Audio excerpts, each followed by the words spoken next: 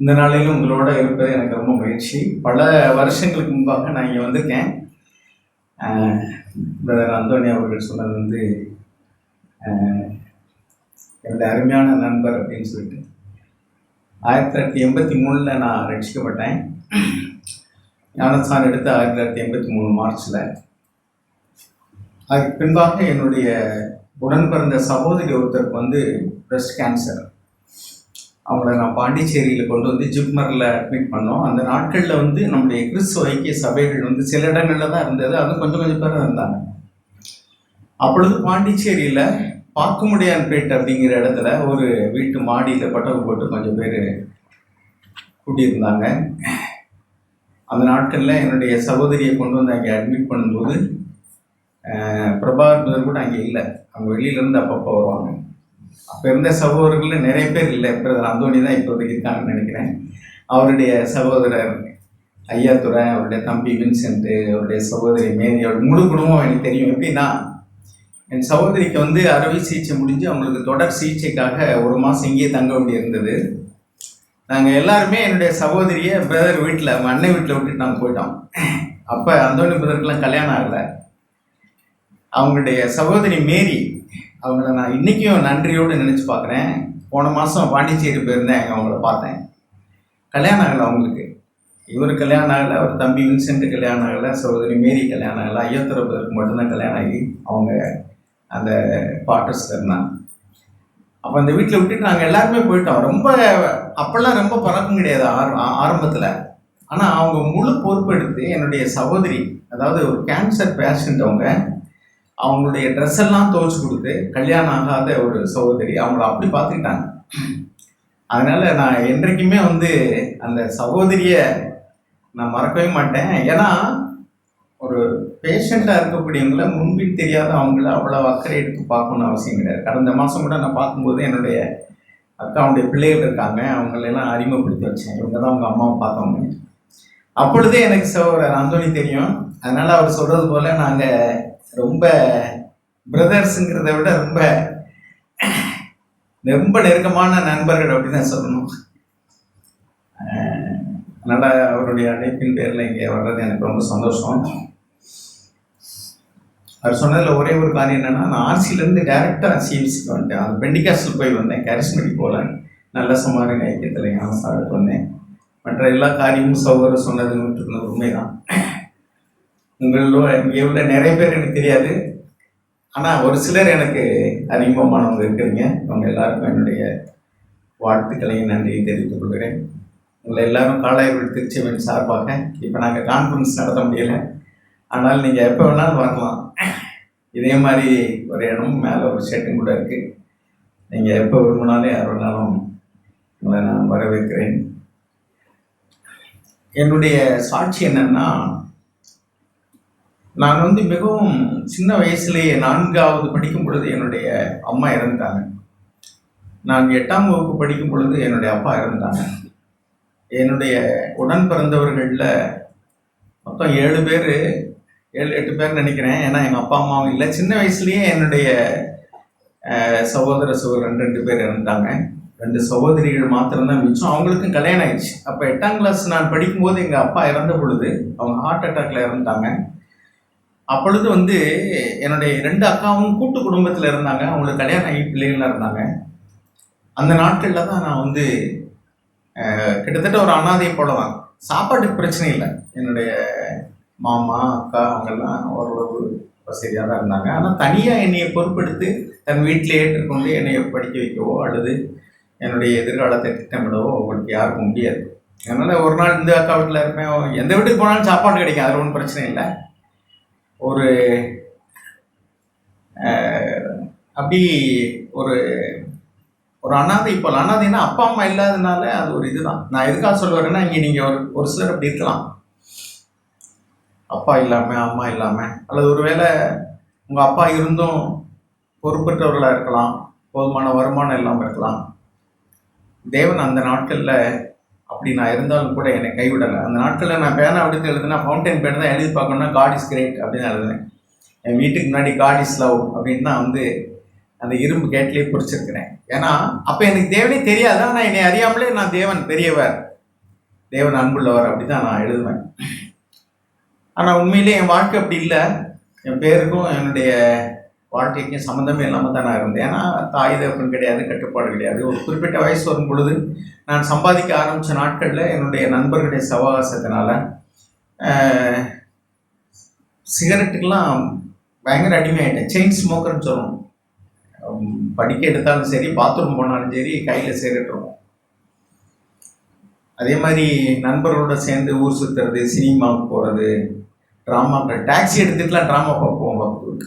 ஏன்னா என் அம்மா அப்பா கிடையாது, வேலைக்கு போகிறேன், சம்பாதிக்கிறேன். அப்படி நண்பரோட சேர்ந்து குடிக்கிறது, பீடி, சிகரெட்டு, கஞ்சா, அதெல்லாம் கல்லூரி நாட்கள்லேயே அப்படிப்பட்ட பழக்கங்கள்லாம் வந்துடுச்சு. அதனால் என்னுடைய பேருக்கு எனக்கு சம்மந்தமே இல்லை.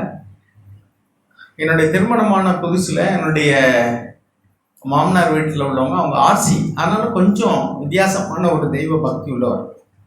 கல்யாணம் ஆன பின்னாடி இப்படிப்பட்ட நட்பை நான் தொடர முடியாது. ஏன்னா காவாலித்தனமான நண்பர்கள், அதனால் அவங்களாம் வீட்டுக்கு வர்றது கூட நான் விரும்பவே இல்லை. பாம்பின் கால் பாம்பறிப்பாங்கல்ல, அதனால் இந்த பசங்களாம் நம்ம வீட்டுக்கு விடக்கூடாது அப்படின்ட்டு யாரையும் வீட்டுக்கு வர்றதில்லை. சீட்டு விளையாடுறது, தண்ணி அடிக்கிறதுலாம் நான் அடிமையாக இல்லை. அப்பப்போ ஃப்ரெண்ட்ஸோட வந்து சேர்ந்து சாலியாக சுற்றுறது, திருவிழாக்களில் போய் அப்படி ஊர் சுற்றி தெரிகிறது, அப்படி தான் இருந்தேன். அதனால் அந்த பழக்கங்கள்லாம் ஓரளவு முடிஞ்சிருச்சு. இனி திருமணம் ஆகிடுச்சு, இனிமேல் அப்படி போகக்கூடாது அப்படின்ட்டு. அதுக்கு பின்னாடி ஒரு பைபிளை வாங்கி இரவு நேரத்தில் நானும் என்னுடைய மனைவியும் அந்த பைபிளை படிப்போம். படிச்சுட்டு அது ஜெப புஸ்தகம் ஒன்று இருக்கும், ஆர்சியில் உள்ளவங்களுக்கு தெரியும், அதில் ஒரு ஏதாவது படிக்கிறது, படிச்சுட்டு அப்படியே படிப்போம்.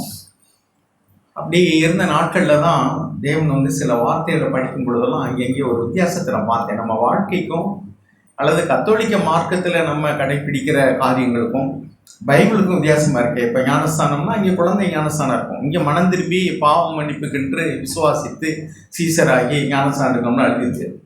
அப்போ ஒரு நோட்டு வாங்கி அதில் அப்படியே குறிப்பாக எழுதுவேன் ஞானஸ்தானம் ஒன்று. அப்போ கன்கார்டன்ஸ் பைபிள்லாம் கிடையாது என்கிட்ட. அந்த பைபிளே நான் ஆர்சியில் ஒரு பைபிள் வாங்குறதுக்கு எங்கள் மாமனாட்ட சொல்லி, அப்போ மதுரை தான் எங்களுக்கு மெட்ராஸ்ன்னு சொல்லுவாங்க, பிஷப் ஹவுஸ், அங்கே போய் ஒரு பைபிள் புதிய ஏற்பாடு எவ்வளோ பெருசு இருக்கும், அதை வாங்கி கொண்டு வந்து கொடுத்தாங்க. அப்படி படிப்போம். அப்புறம் வந்து இன்னொருத்தட்ட சொல்லி லோக்கலில் உள்ள ஆர்சி சர்ச்சில் இருந்து பெரிய முழு வேதாகமம் வாங்கினேன். அந்த நாட்களில் அதை படிக்க அதில் உள்ள காரியங்களும் நடைமுறை வாழ்க்கையில் நம்ம செய்கிறது, சர்ச்சில் ஆர்சியில் அவங்க கடைப்பிடிக்கிற காரியங்கள், இதெல்லாம் எனக்கு வந்து வித்தியாசமாக தெரிஞ்சது.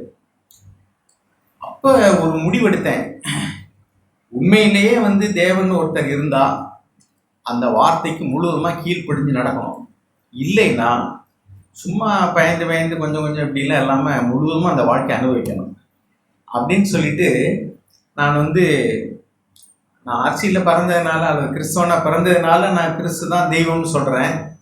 உலகத்தில் எத்தனையோ அறிவாளிகள்லாம் இருக்கிறாங்க, எத்தனையோ மதங்கள் இருக்குது, அதனால் அவங்கெல்லாம் வந்து தவறான இது இல்லையா போயிட்டு இருக்காங்க, நான் தெரிஞ்சுக்கணும் அப்படின்னு சொல்லிட்டு இந்த விவேகானந்தருடைய ஞானச்சுடர்ங்கிற புஸ்தகம், அப்புறம் முஸ்லீம் ஒருத்தர் அவர் எழுதின ஒரு புஸ்தகம், கிறிஸ்தவர் ஆனவர் அவர் அந்த முஸ்லீம் மதத்தை பற்றி எழுதினது, அப்புறம் கண்ணதாசன் எழுதின அர்த்தமுள்ள இந்து மதம், இப்படியான புக்குகளையெல்லாம் வாங்கி படித்தேன், பைபிளையும் படித்தேன். அப்புறம் ஒரு செய்தி வரும்பொழுது வந்து அதெல்லாம் மனிதர்களுடைய தத்துவமான வார்த்தைகளாக இருக்கக்கூடிய ஒரு ஜீவனுள்ள ஒரு காரியத்தை அதில் பார்க்க முடியல அப்படின்னு சொல்லிட்டு அதெல்லாம் விட்டுட்டு அப்புறம் பைபிள் மூலமாக படிக்க ஆரம்பித்தேன். படிக்கும்போது எனக்குள்ளே வந்து என்னென்னா, தூக்கம் வரும்போது பைபிள் எடுத்தேன்னா தூக்கம் போயிடுங்க. இப்போ பாருங்கள், நீங்கள் வந்து யாராவது இந்த சினிமா அந்த மாதிரிலாம் ஆர்வம் உள்ளவங்களுக்கு தூக்கம் வரும்போது சினிமா பார்த்தா தூக்கம் போயிடும், பைபிள் எடுத்தால் தூக்கம் வரும். ஆனால் எனக்கு அப்போல்லாம் பைபிள் எடுத்தேன்னா தூக்கம் போயிடும். அவ்வளவு ஒரு ஆர்வமாக அந்த வார்த்தைகளுக்குள்ளே இந்த ஜீவன் எனக்கு வெளிப்பட்டது. நான் வந்து கல்யாணம் ஆன பின்னாடி வந்து மற்ற பழக்கங்கள்லாம் போயிடுச்சு, சிகரெட்டு, சினிமா, அந்த நண்பர்களோடு உள்ள சீட்டு விளையாடுறது, ஊர் சுற்றுறது, அதெல்லாம் போயிடுச்சு. ஆனால் சிகரெட் குடிக்கிற பழக்கம் மட்டும் என்னை விட்டு போகவே இல்லை. என் மனைவி குடிக்கூடாதும்பாங்க, நான் வந்து இப்படி கையில் அப்படி உள்ள தீப்பெட்டியும் வச்சுக்கிட்டு தான் பாத்ரூம் போவேன். வீட்டு கிட்டத்தில் வர்ற வரைக்கும் சைக்கிளில் தான் வருவேன். வேலைக்கு போயிட்டு மத்தியானம் சாப்பிட கூட இந்த கையில் சிகரெட் இருக்கும், இந்த கையில் சைக்கிள் ஓட்டிகிட்டு வருவேன். கொஞ்சம் தள்ளி இருக்கையில் அங்கே தூக்கி போட்டு வந்துடுவேன். என் மனைவிக்கு பயந்து சிகரெட் குடிக்க மாட்டேன், அவ்வளோதான். ஆனால் ஆண்டவரை நான் அறிந்து ரட்சிக்கப்பட்ட உடனே ஒரே நாளில் இனிமே இதை குடிக்கக்கூடாது அப்படின்னு தூக்கி போட்டேன். அவ்வளோதான். அதுக்கு பின்னாடி நான் தொடவே இல்லை. இப்போ கனவுல சிகரெட் குடிக்கிற மாதிரி வந்தால் கூட ஐயோ அப்படின்னு பயந்து போய் முழிப்பேன், பின்மாறி போயிட்டோம்னு சொல்லிட்டு. தேவன் என்னை ரட்சித்தார். சகோதரர் சொன்னது போல் திருமணமான பின்னாடி எனக்கு மகள், அவங்க இப்போ கல்யாணம் ஆகி அங்கே தான் ஊரில் இருக்கிறாங்க. அதுக்கடுத்து என்னுடைய மகன் தான் ஜான் வில்சன். பிரதருக்குலாம் தெரியும். வேலூரில் கொண்டு வந்து 3 மாதம் வச்சுருந்தோம். அந்த மாதிரி நிறைய வைத்தியங்கள்லாம் பார்த்தோம். லட்சக்கணக்கில் நாங்கள் செலவழிச்சிருப்போம். ஆனால் ஒன்றும் ஆகலை. அவன் இறந்துட்டான். இப்போ நான் எதுக்காக சொல்ல வரேன்னா, உங்களுக்கு ஒரு வேளை அப்பா அம்மா சரியில்லை, ஏழ்மையாக இருக்கிறீங்க, அல்லது மன வளர்ச்சி இல்லாதவங்க, ஊனமுற்ற பிள்ளைகள் இருக்கிறாங்கன்னா சோர்ந்து போயிடாதீங்க. என்னை ரட்சித்த தேவன், என்னை நடத்துகிற தேவன். இப்போ எனக்கு வயசு 71 முடிஞ்சு 72 நடந்துகிட்டு இருக்கு. தேவன் எனக்கு நல்ல சுகத்தை கொடுத்துருக்காரு. அதே மாதிரிக்க இளைப்பாறுதலான ஒரு வாழ்க்கை கொடுத்துருக்காரு. பதில் சொன்னாங்க 32.5 வருஷம் என்னுடைய மகன் இறக்கும்போது உண்மையிலேயே அவனுக்கு வந்து சாப்பாடு ஊட்டி விடணும், சேவ் பண்ணி விடணும், முடி வெட்டி விடணும், பாத்ரூம் கூட்டிகிட்டு போகணும், கால்களை விடணும், எல்லாமே நான் தான் செய்யணும். என்னோட சின்ன பிள்ளையில என் மனைவி சேர்ந்து செஞ்சாங்க. அப்புறம் போக ரொம்ப அவன் நல்லா வளர்ந்து ஆள் திடகாத்திரமாக இருப்பான். என் மனைவினால் மேனேஜ் பண்ண முடியல. அதுலெல்லாம் வந்து பொறுமையும் ஒரு ரட்சிப்பையும் நான் பெற்றேன். நான் வந்து பெருமையாக இருப்பேன். அவன் மூலமாக தேவன் என்னை தாழ்த்தினார். பசங்களையெல்லாம் கூட்டிகிட்டு போனால் திடீர்னு முன்னாடி இருந்தவங்கள்ட்ட சட்டையை பிடிச்சி விட்டுருவோம், காலர் பிடிச்சி விட்டுருவோம். அவங்க ஒரு தடவை பொறுப்பாங்க, 2ஆவது தடவை முறைப்பாங்க, 3ஆவது தடவை ஏன் அப்படி பிள்ளைகள்லாம் கூப்பிட்டு வரீங்கம்பாங்க. அப்படிலாம் தேவன், ஏன்னா அப்போல்லாம் எங்களுக்கு அவ்வளோ வசதிகள் கிடையாது. நான் ஒரு ஆள் தான் வேலை பார்த்தேன். மருத்துவ செலவுகள், குடும்பம், பிள்ளைகள்லாம் இருந்தாங்க. தேவன் அதிலெல்லாம் எனக்கு தாழ்மையை கற்றுக் கொடுத்தார். என்னுடைய பெருமையிலிருந்து, பொறுமையின்மையிலிருந்து எனக்கு ரட்சிப்பை தந்தார். எனவே அதெல்லாம் வந்து நான் பாத்திரனா எடுத்துக்கொண்டேன். ஏன்னா நான் ஒரு பெரிய பாவி. அதனால் இதெல்லாம் வந்து நான் செஞ்ச பாவத்துக்கு எல்லா விதத்துலையும் கெட்டு போன ஒரு மனுஷன். அதனால் இதெல்லாம் எனக்கு தகுதி தான் நான் நினச்சேன். அதனால் தேவன் எனக்கு தகுதி இல்லாமல் எதையும் தரலைன்னு நான் நினைக்கவே இல்லை. தேவனுக்கு விரோதமாக நான் குறை சொல்லவே இல்லை. சில சமயத்தில் கோவப்பட்டிருக்கேன், அவன்கிட்ட வேணும்னு தான் செய்கிறான்னுட்டு. நான் என்னுடைய சாட்சியெல்லாம் ஏற்கனவே நீங்கள் கேட்டிருப்பீங்க. அதனால் நான் இது இங்கே சொல்கிறதுடைய நோக்கம் என்னென்னா, உங்களுக்கு ஒரு வேளை அப்படி குடும்பத்தில் அப்படி இருந்துச்சுன்னாக்கும் சோர்ந்து போயிடாதீங்க. என்னை ரட்சித்த தேவன், என்னுடைய பிரசங்கி 7:8 எழுதியிருக்கோம், ஒரு காரியத்தினுடைய துவக்கத்தை பார்க்கலும் அதனுடைய முடிவு நல்லது. ஒருவேளை நீங்கள் உங்களுடைய வாழ்க்கையில் ஆரம்பத்தில் கஷ்டப்பட்டால் கூட ஆண்டவரை அறிந்து கிறிஸ்துக்குள்ளே வளர வளர வளர ஒரு இளைப்பாறுதலான ஒரு வாழ்க்கை, ஒரு மனமகிழ்ச்சியான ஒரு வாழ்க்கை, என்ன நடந்தாலும் கவலைப்படாத ஒரு வாழ்க்கை, அப்படிப்பட்டதான ஒரு அனுபவத்துக்குள்ள தேவன் நடத்துகிறார். அதுதான் பரலோக வாழ்க்கை. நாம் உலகத்தில் இன்றைக்கி சொல்லக்கூடிய சுவிசேஷம் என்னன்னாக்கும், தேவன் அவர் இன்னைக்கு இந்த சபையில் நடக்கக்கூடிய கூத்து என்னன்னா, இதெல்லாம் என்டர்டெயின்மெண்ட் ஷோ நடத்துகிற மாதிரி ஆயிடுச்சு. இன்னைக்கு சர்ச்செல்லாம் ஆடல்கள், பாடல்கள், உணர்ச்சியை தூண்டக்கூடிய பாடல்கள், அப்படியே ஒரு அல்லது மற்றவங்களை கேலி கிண்டல் பண்ணி ஒரு ஆட்டமும் பாட்டமும் கொண்டாட்டமா ஏதோ சினிமாவுக்கு போன மாதிரி கொஞ்ச நேரம் அப்படி என்டர்டெயின் பண்ணிட்டு வர்ற மாதிரி ஆகி போயிடுச்சு. What is missing? Fear of God is missing. தேவனுக்கு பயப்படக்கூடிய அந்த ரெவரன்சியல் ஃபியர், தேவனுடைய பிரசன்னம் இருக்குது. நம்முடைய உள்ளங்களையும் உள்ளங்களில் ஓடக்கூடிய நினைவுகளையும் கூட தேவன் அறிந்திருக்கிறார். நான் செய்யக்கூடிய ஒவ்வொரு சின்ன காரியத்தை கூட தேவன் அறிந்திருக்கிறார் என்ற அந்த தெய்வ பயம் என்பது இன்னைக்கு சபையில் எல்லாம் போயிடுச்சு. நம்ம சபையை சொல்கிறேன், நானும் மொத்தத்தில் சொல்கிறேன். கிறிஸ்டியானிட்டியில் நான் ரட்சிக்கப்பட்ட நாட்கள்ல எல்லாம் நான் முதல்ல பெந்தகோஸ்தே சர்ச்சில் தான் ஞானஸ்தானம் எடுத்தேன். 1982 சர்ச்சுக்கு போய் 83 ஞானஸ்தானம் எடுத்தேன். கிட்டத்தட்ட இப்போ என்ன ஆயிடுச்சு, 42 வருஷங்கள். அன்றைக்கு இருந்த பெந்தகோஸ்தே சபை மாதிரி இன்னைக்கு இல்லை. இன்னைக்கு வந்து கரிஸ்மேட்டிக்லாம் வந்த பின்னாடி இன்னைக்கு வசதிகள் பெரிய போயிடுச்சு. அன்னைக்கெல்லாம் வந்து ஒரு பெந்தகோஸ்தே ஊழியர்னு சொன்னால், நான் இருந்த ஊரில் ஒரு சகோதரரை போட்டு அவருக்கு வந்து வீட்டு வாடகை தான் கொடுப்பாங்க. வீட்டு வாடகை மட்டும் அவங்களுக்கு சப்போர்ட் பண்ணுவாங்க. அந்த சாமனத்துலேருந்து அவர் போய் ஊழியம் செஞ்சு அதுலேருந்து வரக்கூடிய காணிக்கையிலேருந்து தான் அவங்க குடும்பத்தையும் பிள்ளைகளையும் அவங்க சப்போர்ட் பண்ணுவாங்க. அப்பெல்லாம் வந்து ஒரு ஜபமும் ஒரு பணிவும், ஒரு அவங்க ஏழ்மையில் இருந்தாங்க, ஆனால் தாழ்மையாக இருந்தாங்க. இன்னைக்கு எப்படின்னா வசதிகள் பெரிய போயிடுச்சு. வெளியில் உள்ள சபையில் மட்டும் இல்லை, நம்முடைய சபையில் அப்படி தான். நாங்கள்லாம் 15 வருஷம் என் வீட்டு மாடியில் கொட்டையில், கூரை கொட்டையில் தான் தொழுது கொண்டோம். இன்றைக்கி வந்து இது மாதிரி கட்டடமும் அதுக்கு மேலே ஷெட்டு எல்லா வசதிகளும் கூட தேவன் தந்திருக்கிறார். அப்போ இன்னைக்கு வசதிகள் பெருகிடுச்சு, ஆனால் ஒரு அசம்பந்தம் நமக்குள்ள வந்துருச்சு. அந்த மத்திய எழுதின சுவிசேஷத்தில் விதைக்கிறவன் பற்றிய ஓமையை சொல்லும்போது ஆண்டவர் சொல்லுவார், ஐஸ்வர்யத்தின் என்ன வார்த்தை எடுத்து சொல்லுங்க, ஐஸ்வர்யத்தின் பயந்துகிட்டே சொல்றீங்களே, சரியா தெரிஞ்ச சத்தமா சொல்லுங்க. ஐஸ்வர்யத்தின் மயக்கம். ஐஸ்வர்யம் பணம் வசதி பெருகும் பொழுது அது நம்மளுடைய ஒரு தூக்க நிலைக்கு, ஒரு மயக்க நிலைமைக்கு கொண்டு போயிடுது. அதே மாதிரி தான் இன்னைக்கு நிலைமை எப்படி ஆயிடுச்சுன்னா, எல்லா இடத்துலையும் பணமும் வசதியும் பெருக பெருக நமக்கு தேவனை தேடக்கூடியதான ஒரு தேவையை உணராதவர்களா இருக்கும். ஒரு பிள்ளை தாய்கிட்ட கேட்டனா சாப்பிடும்போது ஜெபம் பண்ணுன்னு சொன்னாப்பலையா, ஆண்டவருக்கு நன்றி சொன்னேன். அந்த அம்மா அந்த பொண்ணை நன்றி சொல்லியிருக்கு. அப்புறம் ஒவ்வொன்றுக்கும் ஜெபம் பண்ண சொல்லியிருக்காங்க, ஆண்டவருக்கு நன்றி சொல்லும், ஆண்டவர் தான் கொடுத்தாருங்க. அப்போ அந்த பொண்ணு கடிச்சாயம்மா, சாப்பாடு ஆண்டவர் தர்றாரு, துணிமணி ஆண்டவர் தர்றாரு, எல்லாமே ஆண்டவர் தர்றாருன்னா அப்போ அப்பா எதுக்குன்னு கடிச்சான். எதுக்கு அப்பாவை வச்சுக்கிட்டு தண்டமா சோற போடுறது? ஏன்னா எல்லாமே தேவன் தான் தர்றாரு. ஆக்சுவலாக என்னன்னா, இன்னைக்கு நமக்கு வசதி வந்துருச்சு, பணம் வந்துருச்சு, தொழுது கொள்றதுக்கு கட்டடங்கள் இருக்கு, வசதிகள் இருக்கு. அன்னைக்கு எல்லாவற்றுக்கும் தேவனே சார்ந்து கொள்ள வேண்டிய ஒரு நிலை. அப்போ when there is no other alternative left with we seek God for everything. என் மகனுக்கு பாத்ரூமில் கொண்டு அவன் யூரின் இருக்க வைக்கிறதுக்கு ஜெபம் பண்ணிகிட்டே இருப்பேன். ஏன் தெரியுமா? இருக்கவே மாட்டான். ரொம்ப நேரம் நின்று போராடி நான் உள்ளுக்குள்ளே சிரிச்சுக்கிடுவேன். யாரும் எதற்கோ ஜெபம் பண்ணுறாங்க, நான் இவனுக்கு ஒன்றுக்கு போகணும் 2க்கு போகணும் ஜெபம் பண்ணிட்டு இருக்கேனே நினைப்பேன். நான் வெளியில் கொண்டு ட்ரெஸ் எல்லாம் மாட்டிட்டு சரின்னு கொண்டாந்து விட்டா சரி, வீட்டில் ஹாலில் யூரின் இருந்துருவான் சொல்லிட்டார்.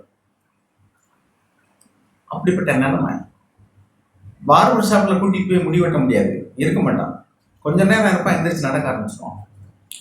கொஞ்ச நாளைக்கு அங்கே முடி வெட்டுறவங்கள வர சொல்லி வீட்டுக்குள்ள வெளியில் வச்சு காம்பவுண்டுக்குள்ள முடி வெட்ட ஏற்பாடு பண்ணேன். கொஞ்சம் சின்ன பிள்ளையா இருக்கும்போது திடீர்னு ஏதாவது ஒரு சத்தம் கேட்டால் டபக்கட்டின்னு எந்திரிச்சிருவான்.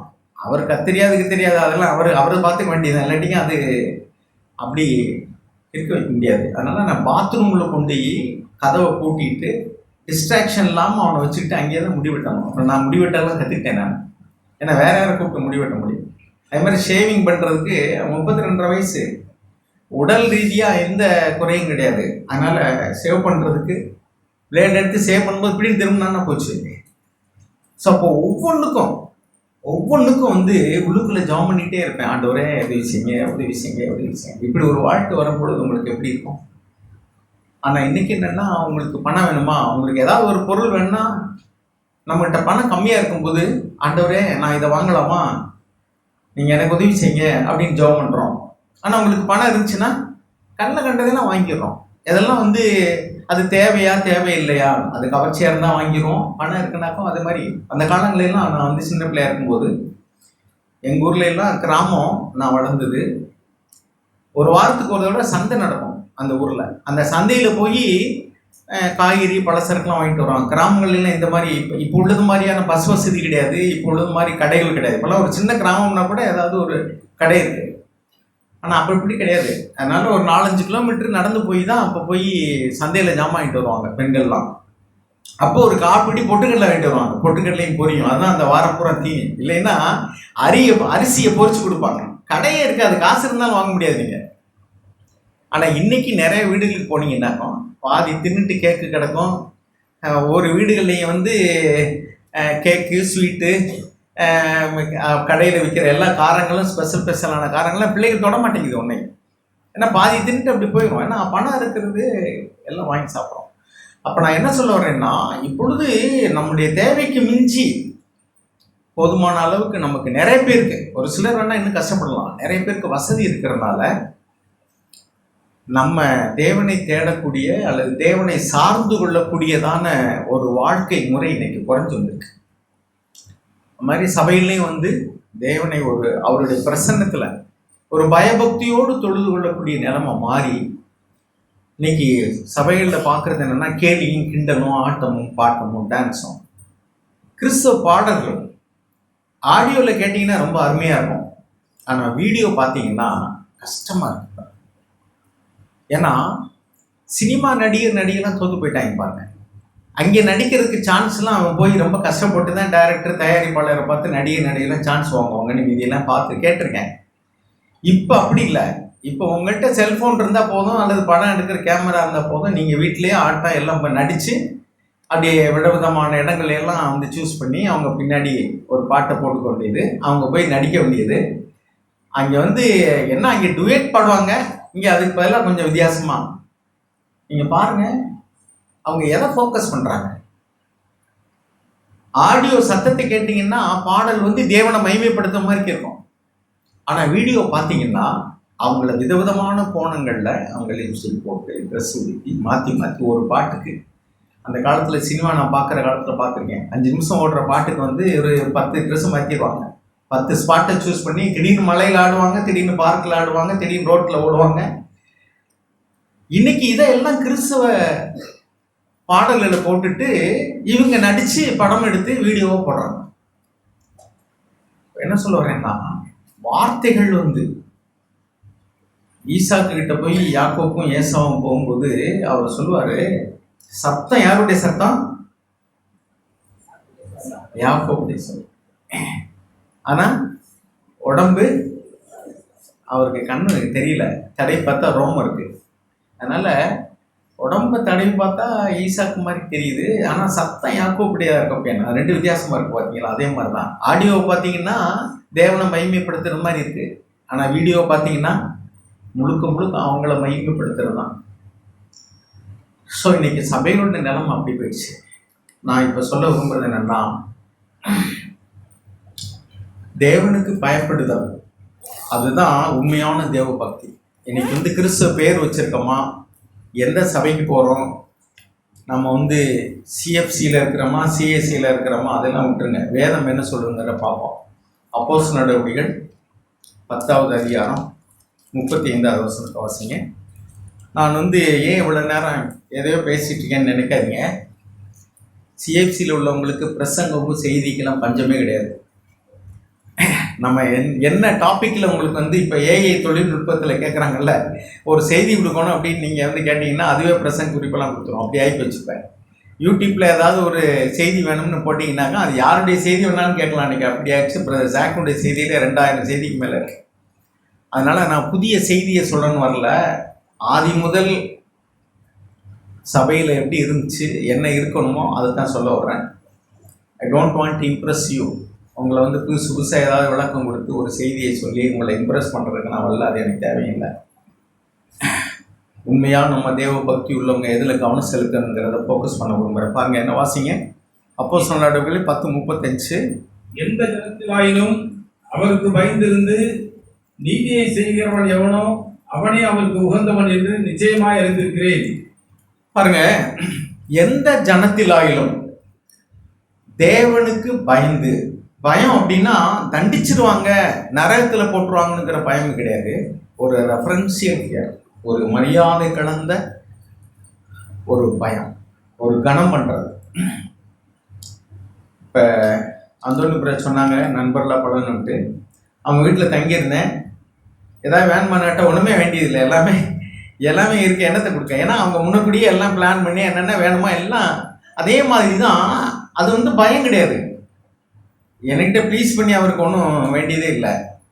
நாம் நேசிக்கிறபடினால அவர்களை கனம் பண்ணுறோம். அதே மாதிரி தான் தேவனை நேசிக்கிறபடினால அவருக்கு நன்றி உள்ளவளாக இருக்கும் நம் வாழ்க்கையில் செய்கிறது. ஒரு ஆராதனை எடுக்கும்போது சொன்னாங்க, நம் தாழ்விலே நம்மை நினைத்தவர், நம்ம தூரம் போகும்போது நம்மை கண்டு கொண்டவர். அவங்க வழியில் போனோம், பாவத்தில் வாழ்ந்தோம்.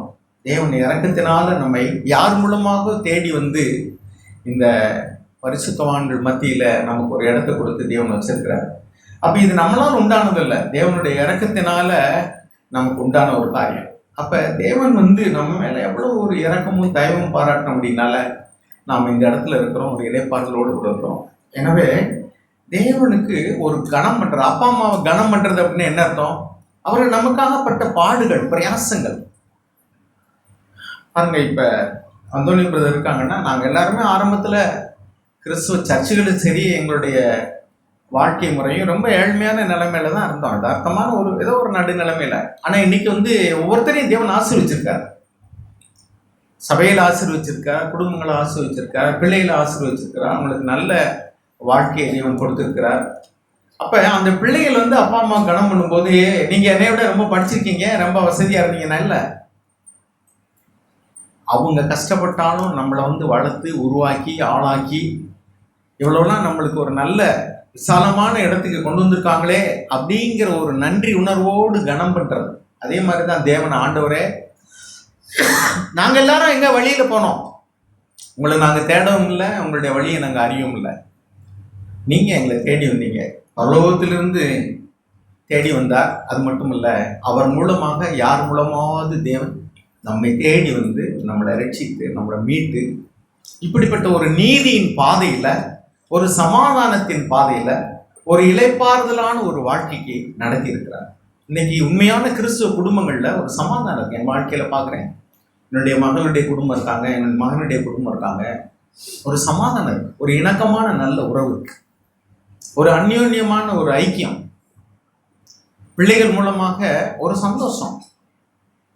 நிறைய குடும்பங்கள்ல ஒரு குடும்பத்தில் இருப்பாங்க, ஆனா ஒரு கணவன் மனைவிக்குள்ள ஒரு நல்ல உறவு இருக்காது, பெற்றோர்கள் பிள்ளைகளுக்குள்ள உறவு இருக்காது, அந்த மாமனார் மாமியார் அல்லது மருமகன் மருமகள் அப்படிலாம் உறவுகள் சீர்கெட்டு ஒரு சமாதானம் இல்லாம வெளியில ஒரு வீட்டில் இருப்பாங்க, ஒன்னா தெரியும், ஆனா உள்ளுக்குள்ள ஒரு சமாதானமே இருக்காது.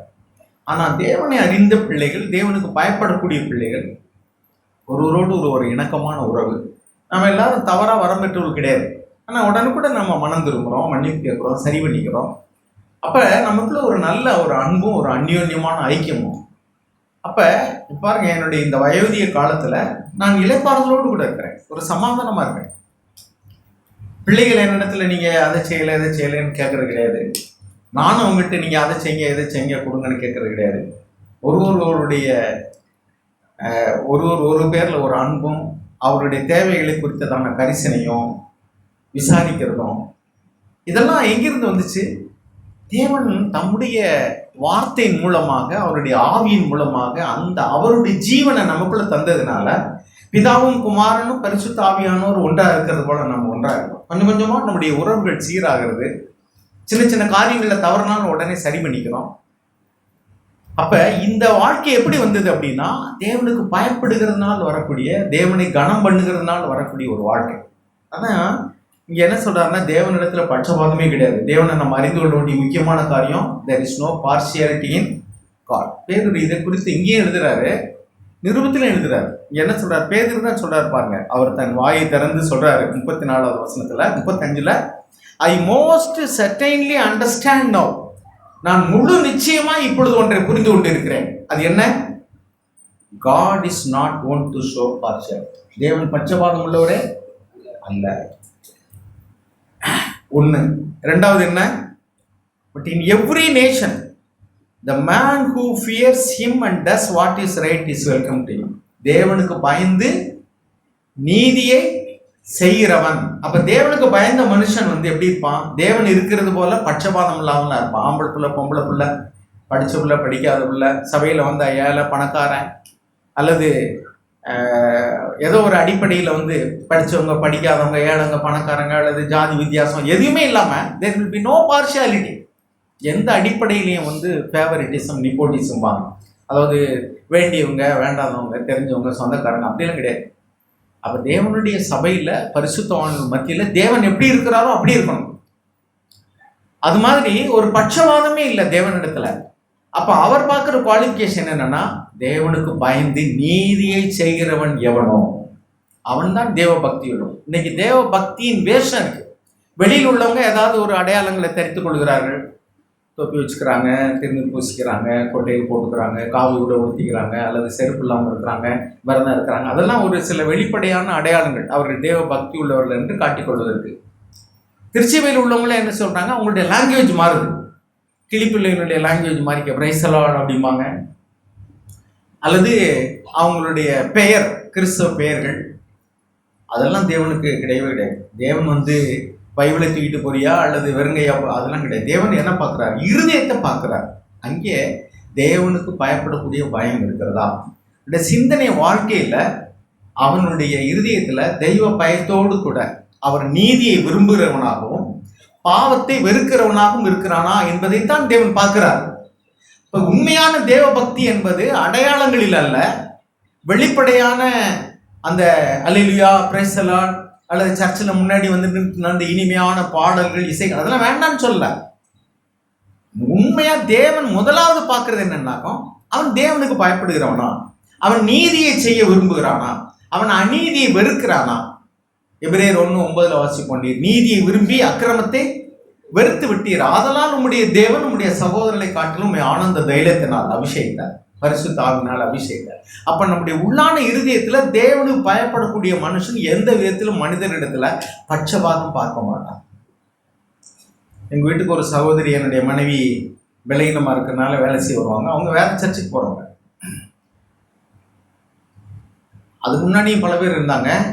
ஆனால் எல்லாரையுமே நான் சொல்லுவேன், அவங்க செர்வன்ட் மேட்னு சொல்கிறதில்ல, ஹெல்ப் மேட்னு சொல்லுவேன். அவங்க யார்? அது நமக்கு ஹெல்ப் பண்ணுறவங்க. அவங்களுடைய தேவையின் நிமித்தம் அப்படிப்பட்ட ஒரு நிலைமையில் இருக்கிறாங்க. அவங்க நமக்கு உதவியாக இருக்கிறாங்க. ஸோ செர்வன்ட் அப்படின்னா நம்ம பெரிய மாஸ்டர் அப்படிலாம் கிடையாது. நம்ம தேவன் ஆசீர்வச்சிருக்கிறனால, நம்ம தேவைகளை சந்திக்கிறதுனால நாம் அப்படி ஒரு நிலைமை இல்லாமல் நமக்கு உதவி செய்யும்படி ஒருத்தரை நம்ம கூப்பிட முடியுது.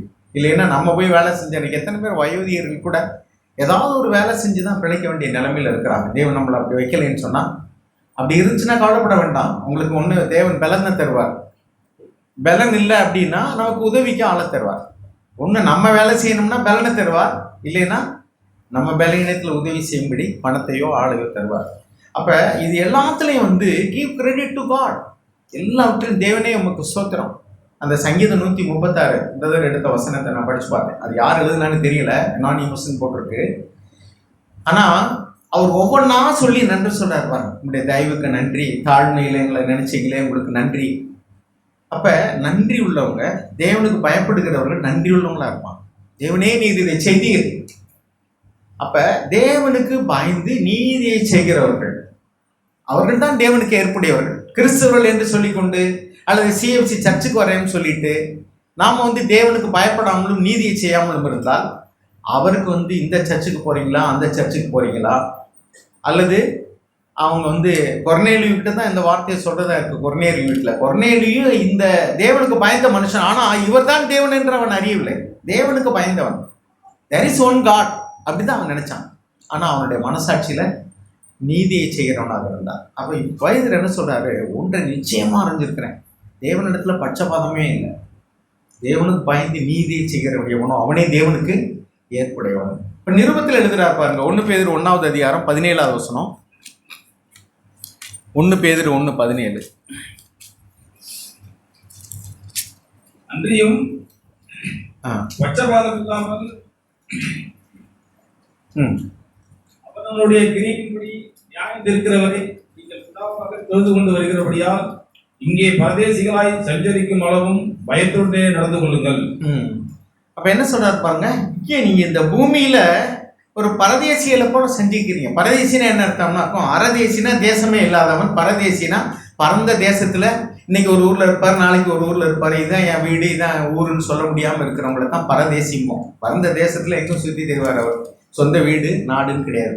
அதே மாதிரிதான் நாம இந்த பூமியில, அவங்க வந்து ஒரு வாரம் ஒரு நாள் ஒரு ஊர்ல தங்குறாங்கன்னு வச்சுங்களேன், நாம கூட கொஞ்ச நாள் இங்க தங்கிட்டு போறோம், அவ்வளவுதான். அதனால இங்க இருக்கிறவங்க நிறைய பேருக்கு வந்து இப்ப இங்க எங்க இருக்குன்னு கேட்டா 6 மாசத்துக்கு மேல இருந்துட்டா நீங்க வந்து காரைக்கால்னு சொல்லுவீங்க. நாம அந்தோணி பிரதரை பார்க்கும்போது அவர் பாண்டிச்சேரியில இருந்தாரு. அப்ப என்ன சொல்றேன்னா, எனக்கு சொந்த ஊர், எங்க அப்பா அம்மாவுக்கு ஒரு ஊர்.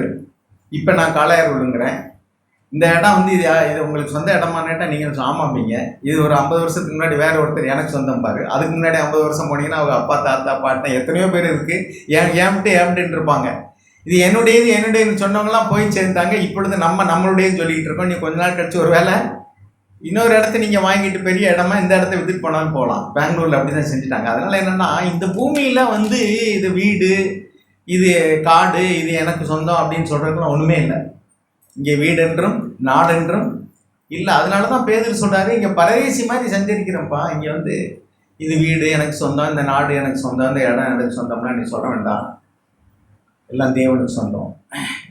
மனிதர்கள் மாறலாம், ஏன்னா வானத்தையும் பூமியும் படைத்த அவர் வந்து எனக்கு சொந்தம்ங்கிறாரு. இங்கே இருக்கிற மனுஷங்கெல்லாம் கொஞ்சம் காசு இன்னொருத்தருக்கு கொடுத்துட்டு தனக்கு சொந்தம்ங்கிறான். அவர் என்ன சொல்றாரு, நீ பரதேசி மாதிரி நீங்க சஞ்சரிக்கிறான், இங்கே போய் இதெல்லாம் இது எனக்கு சொந்தம் அப்படின்னு நீ பொசஸ் பண்றதுக்கு இடம் கொடுக்காத. ஆண்டவரே, இதை அனுபவிக்கும்படி நீங்க கொடுத்துருக்கீங்க, கொடுத்து நன்றி. ஸோ இப்படிதான் நம்ம வாழணும் இந்த பூமியில அப்படின்னு சொல்றாரு. அவர் பட்சவாதம் இல்லாமல் மனுஷனை நியாயந்திருக்க போகிறார். அதனால நீங்க வந்து இங்க அது மூப்பர்களோ அல்லது இளையவர்களோ புதுசா வந்தவங்களோ அல்லது ஏற்கனவே ரொம்ப வருஷமா உள்ளவங்களோ, காட் ஹஸ் நோ சீனியாரிட்டி. தேவனுக்கு வந்து சீனியாரிட்டியும் கிடையாது, பார்ஷியாலிட்டியும் கிடையாது. என்ன கிடையாது? பார்ஷியாலிட்டி, பட்சபாதம் கிடையாது, சீனியாரிட்டியும் கிடையாது. ரொம்ப வருஷமா சர்ச்சில் இருக்கிறாங்க அல்லது இப்பதான் வந்தாங்க, அப்படி கிடையாது. எனவே தேவனுக்கு பயப்படக்கூடிய ஒரு பயம் நம் வாழ்க்கையில உண்மையா இருந்தால் அதுதான் தேவன் ஏற்றுக்கொள்வதற்கான தேவ பக்திக்குரியவர்களுடைய அடையாளம். சரி, அந்த அடிப்படையில் தான் இன்னைக்கு நான் உங்களுக்கு தியானிக்கன்னு நான் யோசிச்சேன். எசையா தீர்க்கதரிசனுடைய புஸ்தகம் 11ஆம் அதிகாரத்தில் 2, 3, 4 வாசிங்க. எசையா தீர்க்கதரிசனுடைய புஸ்தகம் 11. நம்ம எவ்வளோக்கு புதுசா சத்தியங்களை அறிந்தாலும் சரி, அடிப்படையான இந்த விஷயத்தில் நம்ம தேரலைன்னா நம்முடைய தேவ பக்தி தேவனுக்கு ஏற்புடையதே அல்ல. நிறைய மூளை அறிவில் தெரிஞ்சுக்கலாம், புதிய விளக்கங்களை தெரிஞ்சுக்கலாம். ஆனால் நம்முடைய சொந்த வாழ்க்கையில், நம்முடைய சிந்தனையில், நம்முடைய செயல்களில், நம்முடைய நோக்கங்களில் ஒவ்வொரு காரியத்தையும் செய்யக்கூடிய உள்நோக்கம். ஒருத்தரை பார்த்தீங்கன்னா என்ன நோக்கத்தோடு கூட பார்க்குறீங்க? உங்கள் கண் ஒரு பக்கம் போச்சுன்னா எதுக்காக போகுது? தேவன் அப்படி தான் பார்ப்பார். நீங்கள் தான தர்மம் பண்ணீங்கன்னா என்ன நோக்கத்தோடு பண்ணுறீங்க? நீங்கள் ஜெபம் பண்ணீங்கன்னா என்ன நோக்கத்தோடு கூட ஜெபம் பண்ணுறீங்க? சபையில் நீங்கள் கூட்டுறீங்க, பெருக்கிறீங்க, சமைக்கிறீங்க, பாட்டு படிக்கிறீங்க, மியூசிக் போடுறீங்க, ஏதோ ஒன்று செய்கிறீங்க, சுவிசேஷம் அறிவிக்கிறீங்க. எல்லாவற்றையும் தன்னலத்தோடு கூடவும் செய்ய முடியும், தேவனுக்கு பயந்து செய்ய முடியும். எனக்கு பேர் உண்டாகணும்னு செய்ய முடியும், தேவனுக்கு மகிமை உண்டாகணும்னு செய்ய முடியும். அப்போ தேவன் எதை பார்க்குறாருன்னா உங்களுடைய உள்நோக்கத்தை பார்க்குறாரு. நீ இதை எந்த காணிக்கை கொடுக்கும்போது கூட நீங்கள் ஒரு பெருமையாக செய்ய முடியும். 2 காசு போட்ட ஒரு விதவையை ஆண்டவர் மெச்சுக்கொண்டார்னு எழுதியிருக்கு. ஏன்? நிறைய போட்டவங்களை மெச்சுக்கொள்ளன்னு அந்த உள்நோக்கத்தை பார்க்குறாரு. அவங்க எவ்வளவு இருந்துச்சு, எவ்வளவு கொடுத்தாங்க, என்ன நோக்கத்தோடு கூட கொடுத்தாங்க. ஸோ இப்படி தான் தேவன் வந்து நம்முடைய உள்நோக்கங்களை பார்க்கிறார், நம்முடைய ஆவியை பார்க்கிறார். நம்ம செய்யக்கூடிய ஒவ்வொரு காரியத்தினுடைய உள்ளான இருதயத்தில் மறைந்திருக்கிற நோக்கம் என்னன்னு பார்க்கிறார். இருதயத்துல சிந்தனைகள்ல நாம கடவுளுக்கு பயப்படுறோமா? தேவன் ஒருவர் உண்டு, அவர் என்னை பார்த்து கொண்டு இருக்கிறார். என் இருதயத்தில் உள்ள ஓடக்கூடிய நினைவுகளை அறிவார். அவருக்கு முன்னாடி எல்லாம் வெளியரங்கமா இருக்கு. எபிரேயர் 11 ஒரு வசனம் இருக்கு, 13 நினைக்கிறேன்ல, 13, 14 அதை வாசிங்கன்னா, everything everywhere is wide open to the all seeing eyes of the Lord. அதாவது எல்லா இடத்திலும் இருக்கக்கூடிய எல்லா காரியங்களையும் எல்லாவற்றையும் அறிகிற தேவனுடைய கண்களுக்கு முன்பாக வெளியரங்கமாக இருக்கிறது. ஸ்கேன் எடுக்கிறது மாதிரி. நம்ம போய் ஒரு ஸ்கேன் மிஷினுக்கு முன்னாடி இருந்தோம்னா அந்த தலைமுடி இருக்கு, அப்புறம் தோல் இருக்கு, அப்புறம் மண்டை ஓடு இருக்கு, அதுக்குள்ள இருக்கிற மூளையை போய் அதை படம் முடிச்சு அப்படியே தெளிவா காட்டுது. அது ஓட ரத்த நாளங்கள்லாம் தெரியுது. நீங்க பார்த்துருப்பீங்க. இப்ப மனிதன் கண்டுபிடித்ததான கருவிக்கு இவ்வளவு கூர்மையாக உள்ள போய் இதெல்லாம் ஒரு தடையே கிடையாது, மூளையில ஓடக்கூடிய. அதே மாதிரி இருதயத்தை படம் பிடிக்கணும்னா ஸ்கேன் பண்ணி பார்த்தோம்னாக்கா அதுக்கு மேல சட்டையெல்லாம் போட்டிருப்பீங்க, அதெல்லாம் ஒண்ணுமே தெரியாது. ஆனா நமக்கு என்னதான் தெரியும்? வெளியில போட்டிருக்க சட்டை தான் தெரியும், அது உள்ள இருக்கிற தோல் கூட தெரியாது. ஆனா இந்த மனிதனை படைத்த தேவன் எவ்வளவு பெரியவர். நாம் இங்க இருந்து ஜெபம் பண்றோம், கண்ணை மூடிட்டு ஜெபம் பண்ணும்போது வந்து நீங்க இங்க உள்ள மனிதர்கள் கேட்குறாங்கன்னு உங்களுடைய சத்தத்தை ஏற்றுவீங்க, இறக்குவீங்க, வார்த்தைகளை ரொம்ப ஞானமா போடுவீங்க. ஸோ இப்போ யாருக்கு முன்னாடி ஜெபம் பண்றோம்? மனிதர்களுக்கு முன்னாடி. ஆனா தேவனுக்கு முன்பாக ப்ரேயர் பண்ணும்போது அவர் என்ன சொல்றாரு? கண்ணை மூடிக்க, அறை கதவை சாத்திக்க அப்படின்னு ஏன் சொல்றாரு அப்படின்னா, நம்முடைய உள்ளான இருதயத்திலிருந்து எழும்பக்கூடியதான அந்த ஜெபம் அப்பதான் தேவனுக்கு போகும். பாருங்க, நம்மளாம் இப்ப நிறைய தொழில்நுட்பங்களை உபயோகப்படுத்த ஆரம்பிச்சிட்டோம். இப்ப இங்க நம்ம பேசுற வார்த்தைகளை நீங்க வந்து எங்கேயோ இருந்து கேட்கலாம், கம்பி இல்லாம பார்க்கலாம், கேட்கலாம், படத்தை பார்க்கலாம், அப்படி தொழில்நுட்பம் வளர்ந்துருச்சு. இப்போ மனிதன் வந்து பாருங்க, இப்போ அமெரிக்கால இருந்து ஒருத்தர் பேசுனா நீங்க இங்க இருந்து அவர் முகத்தை பார்த்து அவர் சத்தத்தை கேட்கலாம். சில செகண்ட்ஸ் வந்து வித்தியாசம் இருக்கு, அவ்வளோ. அப்ப கொஞ்சம் யோசிச்சு பார்ப்போங்க, தேவன் இதையெல்லாம் விட பெரியவராக இருக்கிறார். நமக்கு இப்ப கேட்கிறோம்னா எங்கேயோ போய் பல ஆயிரக்கணக்கான மைல்களுக்கு போய் அங்கிருந்து அவ்வளவு சுத்தமாக வருது. காற்றடிக்குது, புயல் அடிக்குது, மழை விழுகுது. ஆனால் நமக்கு தெளிவான பிம்பத்தோடு கூட நிகழ்ச்சிகளை பார்க்குறோம். அப்போ இதையெல்லாம் இந்த மனிதனை, இவ்வளவு அறிவும் தொழில்நுட்பத்தையும் கற்றுக்கொண்ட மனிதனை படைத்த தேவன் எல்லாவற்றையும் கூட பெரியவர். அவருடைய கண்களுக்கு முன்பாக மறைவான சிருஷ்டி ஒன்றுமே இல்லை. அப்போ இந்த உணர்வு ஒரு மனிதனுக்கு வரும் பொழுதுதான், ஆண்டவரே நான் யோசிக்கிறதெல்லாம் உங்களுக்கு தெரியும், நான் பார்க்கறதெல்லாம் உங்களுக்கு தெரியும், நான் என்ன நோக்கத்தோடு கூட இந்த காரியத்தை செய்கிறேங்கிறது உங்களுக்கு தெரியும். அப்பாவை ஏமாத்திடலாம், அம்மாவை ஏற்றிடலாம், புருஷனை மனைவியை ஏமாத்திடலாம், சபையில் உள்ள மூப்பர்களை ஏமாத்திடலாம். அதெல்லாம் ஒரு பெரிய காரியமே கிடையாது. நாம் எல்லாரும் மனிதர்கள். ஆனால் தேவனை ஒரு காலம் ஏமாற்றவே முடியாது. அவருக்கு யாரும் விளக்க சொல்ல வேண்டிய அவசியமும் இல்லை. அவர் யார்கிட்டையும் விசாரித்து பார்த்து தெரிந்து கொள்ள வேண்டிய அவசியமும் இல்லை. பாருங்க, இப்போ சிசிடிவி கேமராலாம் வச்சுருக்கோம். ஒரு காரியம் நடந்துச்சுன்னு சொன்னால் உடனே அந்த கேமரா போட்டு பார்த்தோம்னா சரி, அதில் உள்ள காரியங்கள் எல்லாம் அப்படியே அந்த நிமிஷம் தவறாமல் அப்படியே ரெக்கார்ட் ஆகுது. ஏதாவது ஒரு பொருள், எங்கள் சபையில் ஒரு தடவை அப்படி தான் ஒரு சின்ன பிள்ளை பணத்தை திருடிடுச்சு. வச்சுட்டு போனோங்கிறாங்க. 150 ரூபா வச்சுருந்தேன், 100 ரூபா காணா, 50 ரூபா தான் இருக்குது. பாவம் புண்ணியம் பார்த்து பஸ்ஸுக்கு போகிறதுக்கு ஏற்கனவே பர்ஸில் எடுத்துகிட்டு அவங்க யூரின் போயிட்டு பஸ்ஸுக்கு போகிற நேரத்தில் எடுத்துருச்சு. விசாரிச்சு பார்த்தா ஒருத்தரும் சொல்லலை. ஒரு சின்ன பிள்ளை அவள் அம்மாட்ட சொல்லி விசாரிக்க சொன்னான். சந்தேகப்பட்டு அதை இல்லைன்ட்டுச்சு. சிசிடிவி கேமரா போட்டு பார்க்க ஒன்றொன்னா ஓடையில் பார்க்கையிலே கொஞ்சம் முன்னாடியே போய் கூட்டி போய் நான் தான் எடுத்தேன்னு சொல்லிடுச்சு. ஏன்னா அடுத்து அங்கே வரப்போகுது எல்லாருக்கும் முன்னாடி. ஸோ மனிதன் கண்டுபிடிச்சதான இந்த கண்டுபிடிப்புகளில் இவ்வளவு வெளியரங்கமாக எல்லாமே இருக்குது அப்படின்னா இப்போ ஏமாற்றவே முடியாது. தேவன் எல்லாவற்றுக்கும் பெரியவராக இருக்கிறார், எல்லாவற்றையும் அறிந்திருக்கிறார்.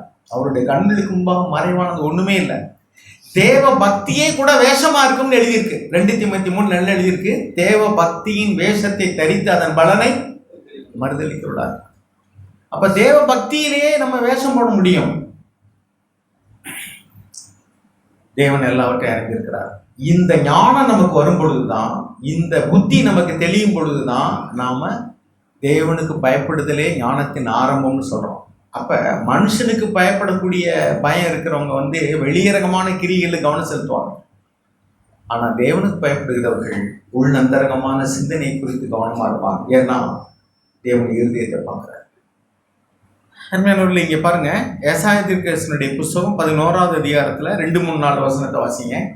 ஞானத்தையும் உணர்வையும் அருளும் ஆவியும். கர்த்தருடைய ஆவியானவர் வரும் பொழுது அவர் எப்படிப்பட்ட காரியத்தை செய்யறாருன்னா, ஞானத்தையும் உணர்வையும் அருளக்கூடிய ஆவி, அப்புறம் ஆலோசனையையும் பலத்தையும் அருளும் ஆவியும், அறிவையும் கர்த்தருக்கு பயப்படுகிற பயத்தையும் அருளும் ஆவியுமாகிய கர்த்தருடைய ஆவியானவர். கர்த்தருடைய ஆவியானவர் என்னென்னலாம் தர்றார்? ஞானத்தை தருகிறார், புத்தியை தருகிறார், ஆலோசனை தருகிறார், பலத்தை தருகிறார், அறிவை தருகிறார்.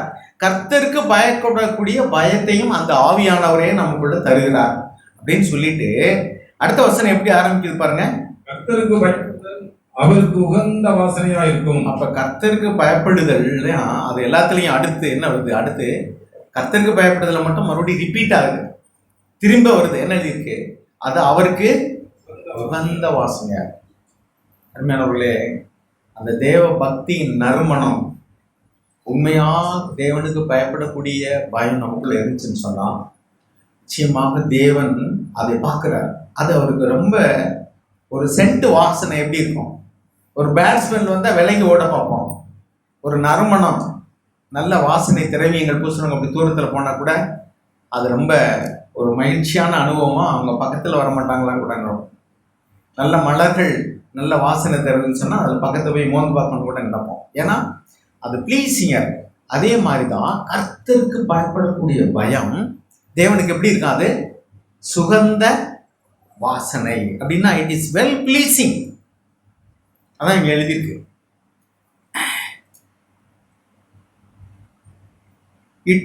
He will delight. அவர் அதில் பிரியமாக இருக்கிறார். அருமையானவர்களே, இந்த தேவ பயம் நமக்குள்ள இருக்குதா? தேவனை கனம் பண்ணக்கூடிய, தேவன் என்னை அறிந்திருக்கிறாருங்கிற உணர்வு. அப்ப உடனுக்குடனே அவருக்கு துக்கப்படுத்தக்கூடிய ஏதாவது ஒரு காரியத்தை செஞ்சிட்டோம்னா, நம்முடைய பார்வையோ அல்லது பேச்சோ அல்லது சிந்தனையோ ஏதாவது ஒரு காரியத்தில் தவறு பண்ணிட்டோம்னா உடனுக்குடன் ஆண்டவரே மன்னிச்சுங்க, நான் தப்பு பண்ணிட்டேன். இதைத்தான் தேவன் எதிர்பார்க்கிறார். நம்ம தப்பு பண்ணாம இந்த பூமியில 100க்கு 100 வாழ்ந்தன்னா ஆண்டவர் ஒருத்தர் தான்.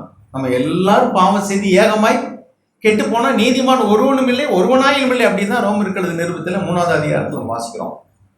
அப்ப தேவன் என்ன எதிர்பார்க்கிற அப்படின்னா, நீ பாவத்தை மறைக்கிறவனாக இருக்கிறாயா அல்லது அறிக்கை செய்து விட்டு விடுகிறவனா இருக்கிறாயா? எல்லாரும் பாவிதான், பைபிள் அப்படிதான் இருக்கு. எல்லாரும் பாவம் செய்து ஏகமாய் கெட்டு போனால் நீதிமான் ஒருவனும் இல்லைன்னு இருக்கு. அப்ப நீங்களும் முழுவதுமான நீதிமான் இல்லை, நானும் பாவமே செய்யாத நீதிமான் கிடையவே கிடையாது. அப்ப தேவன் நம்மகிட்ட எதிர்பார்க்கணும்னா அதை நேர்மையாக ஒத்துக்கொண்டு அறிக்கை பண்ணி விட்டு விட மனதா இருக்கிறாயா? தேவனுக்கு தெரியும். இல்ல உன்னை நியாயப்படுத்தி மனுஷர்களுக்கு முன்பாக மறைத்து மாய்மாலம் பண்ணி நீதிமானாக காட்டுவது போல எங்கிட்டே நீ நடிக்கலாம்னு நினைக்கிறியா? அநேக பேருடைய ஜபத்துக்கு பதில் கிடைக்காம போனது காரணம் என்ன அப்படின்னா, அவங்களுக்குள்ள உண்மையான தெய்வ பயம் இல்லை. மனிதர்களுக்கு முன்பாக பக்திமான்களாக காட்டுவார்கள். வெளி வேஷத்துல, தோற்றத்துல, உடையில, நடையில, ஆடையில, பேச்சுல தேவ பக்தி உள்ளவங்கள காய்ப்பாங்க. ஆனா தேவன் எதை பார்க்கிறாரு? இருதயத்தை பார்க்கிறாரு. அங்கே தேவனுக்கு பயப்படக்கூடிய பயம் கிடையாது. உள்ளே வெளியே வித்தியாசமா இருக்கிறாங்க. ஆண்டவராக இயேசு கிறிஸ்து சொன்னார், நானே வழியும் சத்தியமும் ஜீவனுமா இருக்கிறேன். ஐ ஆம் த ட்ரூத் அப்படின்னாரு. அப்படின்னு என்ன அர்த்தம்? அவர் உள்ள எப்படி இருந்தாரோ அதே மாதிரி வெளியே இருந்தார். ரியாலிட்டி, ட்ரூத்னா என்ன அர்த்தம்னா ரியாலிட்டி. உள்ள எப்படி இருக்கிறாரோ அப்படியே வெளியே. இப்போ நீங்க ஏதாவது ஒரு காரியத்தை ஆள் இல்லாத நேரத்தில் செஞ்சுக்கிட்டு இருக்கீங்க, திடீர்னு யாரும் வந்துட்டாங்க சத்தம் கட்டணும் ஐயோன்னு பயந்தீங்கன்னா என்ன அர்த்தம்? நாம் என்ன ரகசியமா செய்யறோமோ அது வெளியே தெரியக்கூடாதுன்னு நினைக்கிறோம். ஸோ இங்க ஒன்றும் ட்ரூத். அப்ப சத்தியம் கிருபையும் இயேசுவின் மூலமாக வந்தது. அதனாலதான் ஆண்டவர் சொன்னார், நானே சத்தியம்னாரு. ரியாலிட்டி உள்ள எப்படி இருக்கும் அப்படியே வெளியேறங்கம்மா. என்னிடத்தில் பாவம் உண்டு உங்களுக்கு யார் சொல்ல முடியும்னு சவால் விட்டார். நம்ம அப்படி விட முடியாது. ஆனா தேவன் என்ன எதிர்பார்க்கிறாருன்னா, உள்ளும் புறவும் மாறி இருந்துச்சுன்னு சொன்னா தேவனுக்கு முன்பாக கன்ஃபஸ் பண்ணும், ஆண்டவரே நான் இன்னும் உள்ளேயும் வெளியும் ஒரே மாதிரி இல்லை, இன்னும் நிறைய விஷயங்களை நான் மறைக்கிறோம். ஏன்னா வேஷம் உள்ள உள்ளது வெளியே தெரிஞ்சுன்னா நிறைய பேர் நினைச்ச மாட்டாங்க. நிறைய குடும்பங்கள்ல கணவனுடைய இதயத்தில் உள்ளது மனைவிக்கும், மனைவியினுடைய இதயத்தில் உள்ளது கணவனுக்கும் தெரிஞ்சா நிறைய குடும்பம் இன்னைக்கு ரெண்டாயிருக்கும், துண்டாயிருக்கும். அது மறைவா இருக்கிறனால. அதனாலதான் தேவன் மறைவா வச்சிருக்கிறாரு. தேவனுக்கு முன்பாக வெளியரங்கமா இருக்கு. அவர் நம்ம நேசிக்க முடிகிறது. யூதாஸ் காரியத்தை அவரை காட்டி கொடுப்பார்னு அவருக்கு முதலே தெரியும். ஆனால் அவர் முடிவு பரியந்தும் அன்பு கூர்ந்தார்னு எழுதியிருக்கு. இப்போ நம்ம யாராவது ஒருத்தர் கொஞ்ச நாள் கழிச்சு நம்மளை காட்டி கொடுப்பாங்க அப்படின்னு நினைச்சா நம்மளால அது முன்னாடியே தெரிஞ்சுன்னா நம்மளால நேசிக்க முடியுமா? தெரியாது. அதனால தேவன் மறைச்சு வச்சிருக்காரு. ஒரு மனுஷனுடைய இதயத்தில் உள்ளது இன்னொருக்கு தெரியாம தேவன் வச்சிருக்க என்னன்னா கெட்டே போயிடுவாங்க. நிறைய குடும்பங்கள் புரிஞ்சிடும். அதனால தேவன் ஒருவனுடைய இதயத்தில் உள்ளது இன்னொருக்கு தெரியாம வச்சிருக்காரு. ஆனா அவருக்கு தெரியும். சரி, அருமையானவர்களே, அங்கே என்ன எழுதியிருக்கு அப்படின்னா, தேவனுக்கு பயப்படுவது அவருக்கு உகந்த வாசனையா இருக்கும். ஆரம்பத்தில் அடிக்கடி ஜாக் சொல்லுவார், வேதாகமத்தில் முதல்ல எழுதப்பட்டதான புஸ்தகம் எதுன்னு சொன்னால் என்னது அது? நமக்கு எவ்வளோ தெரியுது பார்த்தீங்களா? அவங்களால முடிஞ்சதை செஞ்சுட்டாங்க. நமக்கு சத்தியத்தை தெளிவாக போதிச்சிட்டாங்க. They will escape their responsibility. அவங்க நான் சொல்லிக் கொடுக்கல அப்படின்னு சொல்ல முடியாது. டீச்சர்ஸ் என்ன செய்வாங்க? பாடத்தை தெளிவாக சொல்லிக் கொடுப்பாங்க. அதை படித்து அதன் வண்டி பரீட்சையில் எழுத வேண்டியது பிள்ளைகளுடைய பொறுப்பு. அதே மாதிரி தான் பைபிள் டீச்சர்ஸ் நமக்கு என்ன பண்ணுறாங்க? தெளிவாக சத்தியத்தை நமக்கு விளக்கி சொல்கிறாங்க. அது நமக்கு கிடைச்ச பெரிய பாக்கியம். நம்ம சர்ச்சில் எனக்கு தெரிய இவ்வளவு தெளிவாக நிறைய இடங்கள்ல சத்தியத்தை சொல்கிறதே இல்லை. சும்மா ஆட்டம் பாட்டம் கொஞ்சோண்டு லேசாக அவசரத்தை தொட்டுட்டு அப்படியே போயிடுவாங்க. நமக்கு தான் தெளிவாக தேவன் அந்த ஒவ்வொரு வார்த்தைக்கும் அர்த்தம் சொல்லி சின்ன பிள்ளைக்கு மாதிரி நமக்கு விளக்கி கொடுத்துருக்காரு. அப்போ நம்ம யாரும் போக்கு சொல்ல இடமே கிடையாது. சரி, இப்போ என்ன சொல்லியிருக்காங்க அப்படின்னா, நமக்கு தேவன் கொடுத்த வார்த்தைக்கு நம்ம ஆண்டவருக்கு கணக்கு கொடுக்கணும். அப்போ இந்த நாட்கள்லேயே கேட்ட வார்த்தைக்கு நம்ம சீரியஸாக எடுத்துக்கொண்டு மனம் திரும்பி ஒவ்வொரு நாளும் நம்முடைய பாவங்களை அறிக்கையிட்டு, ஆண்டவரே எனக்கு உதவி செய்யுங்க, எனக்கு முடியலை, எனக்கு இறங்குங்க, எனக்கு கிருபையை தாங்க, இன்னும் எனக்குள்ள மாய்மாலம் இருக்குது, இன்னும் எனக்குள்ள பொய் இருக்குது, இன்னும் எனக்குள்ள பெருமை இருக்குது, இன்னும் எனக்குள்ள பொறாமை இருக்குது, இன்னும் எனக்குள்ள கசப்பு இருக்குது. ஆண்டவர் இயேசு இந்த பூமிக்கு வரும் பொழுது என்ன செஞ்சாருன்னா, சட்டம் நியாயப்பிரமாணத்துக்கும் புதிய ஏற்பாட்டுக்கு என்ன வித்தியாசம்னா, நியாயப்பிரமாணம் எப்படின்னா, இப்போ ஒரு கெட்ட கனி கொடுக்குதுன்னா அந்த கிளையை மட்டும் வெட்டிக்கிட்டே இருக்கிறது. விபச்சாரம், கொலை, திருடு இதெல்லாம் வெளிப்புறமா அந்த தண்டனையை சொல்லி பயமுறுத்தி அவங்கள வந்து என்னன்னா தண்டனைக்கு பயந்து அவங்க திருடாமல் இருப்பாங்க, பொய் சாட்சி சொல்லாமல் இருப்பாங்க, விபச்சாரம் பண்ணாமல் இருப்பாங்க, கொலை செய்யாமல் இருப்பாங்க. அது வந்து கிளைய வெட்டுறது மாதிரி மறுபடியும் அவங்களுக்குள்ள அந்த உணர்வு வந்துகிட்டே இருக்கும். ஆண்டவராக இயேசு கிறிஸ்து குறித்து யோவான் சொன்னார், மத்தேயு 3:3 என்ன சொன்னார்னா, மரத்தின் வேர் அருகே கோடலியானது வைக்கப்பட்டிருக்கு. அதனால அவர் என்ன செய்யறாராம், நல்ல கனி கொடாத மரம் எல்லாம் வெட்டுண்டு வேரோடு சாய்க்கப்படும். அப்ப வேர் எங்க இருக்கு அப்படின்னா, நம்மளுடைய வெளியரங்கமாக செய்யக்கூடிய ஒவ்வொரு பாவத்துக்கும் அல்லது கனிக்கும் உள்ள ஆணிவேர் மாதிரி சில விஷயங்கள் இருக்கு. அப்ப ஆண்டவர் என்ன பண்ணாருன்னா, பழைய ஏற்பாட்டுல நியாயபரமான கொலை செய்யாதேன்னு சொல்லுது. ஆண்டவர் என்ன சொல்ல, கோவப்படாதீங்கிறார். ஏன்னா கோவப்படுறவன் தான் கொலை செய்வான். கோவமே படாம கொலை செய்யறதுங்கிறது நடக்காது. அதே மாதிரிக்கு விபச்சாரம் செய்யாது இருப்பாயின்னு பழைய ஏற்பாட்டில் இருக்கு. ஆண்டவர் என்ன சொன்னாரு, மத்தேயு எழுதின சுவிசேஷம் 5ஆம் அதிகாரத்தில் தெளிவா சொல்றாரு, உங்களுடைய நீதி இந்த வேதபாரகர் பரிசுகளுடைய நீதியை காட்டிலும் மேலானதை இல்லையா. 20ஆவது வசனம், நீங்க என்ன செய்ய மாட்டீங்க, பரலோக ராஜ்யத்துல பிரவேசிக்க மாட்டீங்க. அப்ப வேர் எங்க இருக்கு அப்படின்னா, இச்சையில. ஒரு சிறிய இச்சையோடு பார்க்கிற எவனும் தன் இருதயத்துல விபச்சாரம் செய்தாயிற்று. ஒரு ஆணை இச்சையோடு பார்க்கக்கூடிய எந்த பெண்ணும் தன் இருதயத்துல விபச்சாரம் செய்தாயிற்று. அப்ப இச்சை தான் வேர், விபச்சாரம்ங்கிறது வெளியரங்கமான காரியம். அநேக பேர் வந்து உள்ள இச்சையை வச்சிருப்பாங்க, வெளியில சந்தர்ப்பம் கிடைக்காது பாவம் செய்யாம இருப்பாங்க, அல்லது சந்தர்ப்பம் கிடைச்சாலும் மனுஷனுக்கு பயந்து பாவம் இல்லாம இருப்பாங்க. அவர்களும் வெளியில நீதிமான்கள் என்று எண்ணப்படுவார்கள் ஜனங்களுடைய பார்வையில, ஆனா தேவனுடைய பார்வையில விபச்சாரி என்று தீர்க்கப்படுவார். ஏன், ஒரு கணவன் மனைவி ஒருவரோடு ஒரு மாத்திரம் வாழ்வாங்க வெளியரங்கமா, ஆனால் இருதயத்தினுடைய கற்பனையில அவர்கள் வேசித்தன ஆவி உள்ளவங்களா இருப்பாங்க. தன் புருஷனுடைய சாணத்துல இன்னொரு ஆண்மகனையோ, மனைவியினுடைய சாணத்துல இன்னொரு பெண்ணையோ கற்பனை பண்ணி பார்த்தால் அவர்கள் ஆவியில விபச்சாரம் செய்தாயிற்று. ஆண்டவருடைய பார்வையில விபச்சாரம். மல்கியாவுடைய புஸ்தகம் 2ஆம் அதிகாரம் 15-16 எழுதியது, உன் ஆவியை குறித்து எச்சரிக்கை, உன்னுடைய இளம் வயதின் மனைவிக்கு அல்லது இளம் வயதின் புருஷனுக்கு, நீ கைப்பிடித்த புருஷனுக்கு துரோகம் பண்ணாதபடிக்கு உன்னுடைய ஆவியை குறித்து எச்சரிக்கையாயிரு. அப்ப தேவன் அந்த ஆவியை பார்க்கிறார், அதுல விபச்சாரம் சிந்தை இருக்கா, புருஷனுடைய ஸ்தானத்துல இன்னொருவன.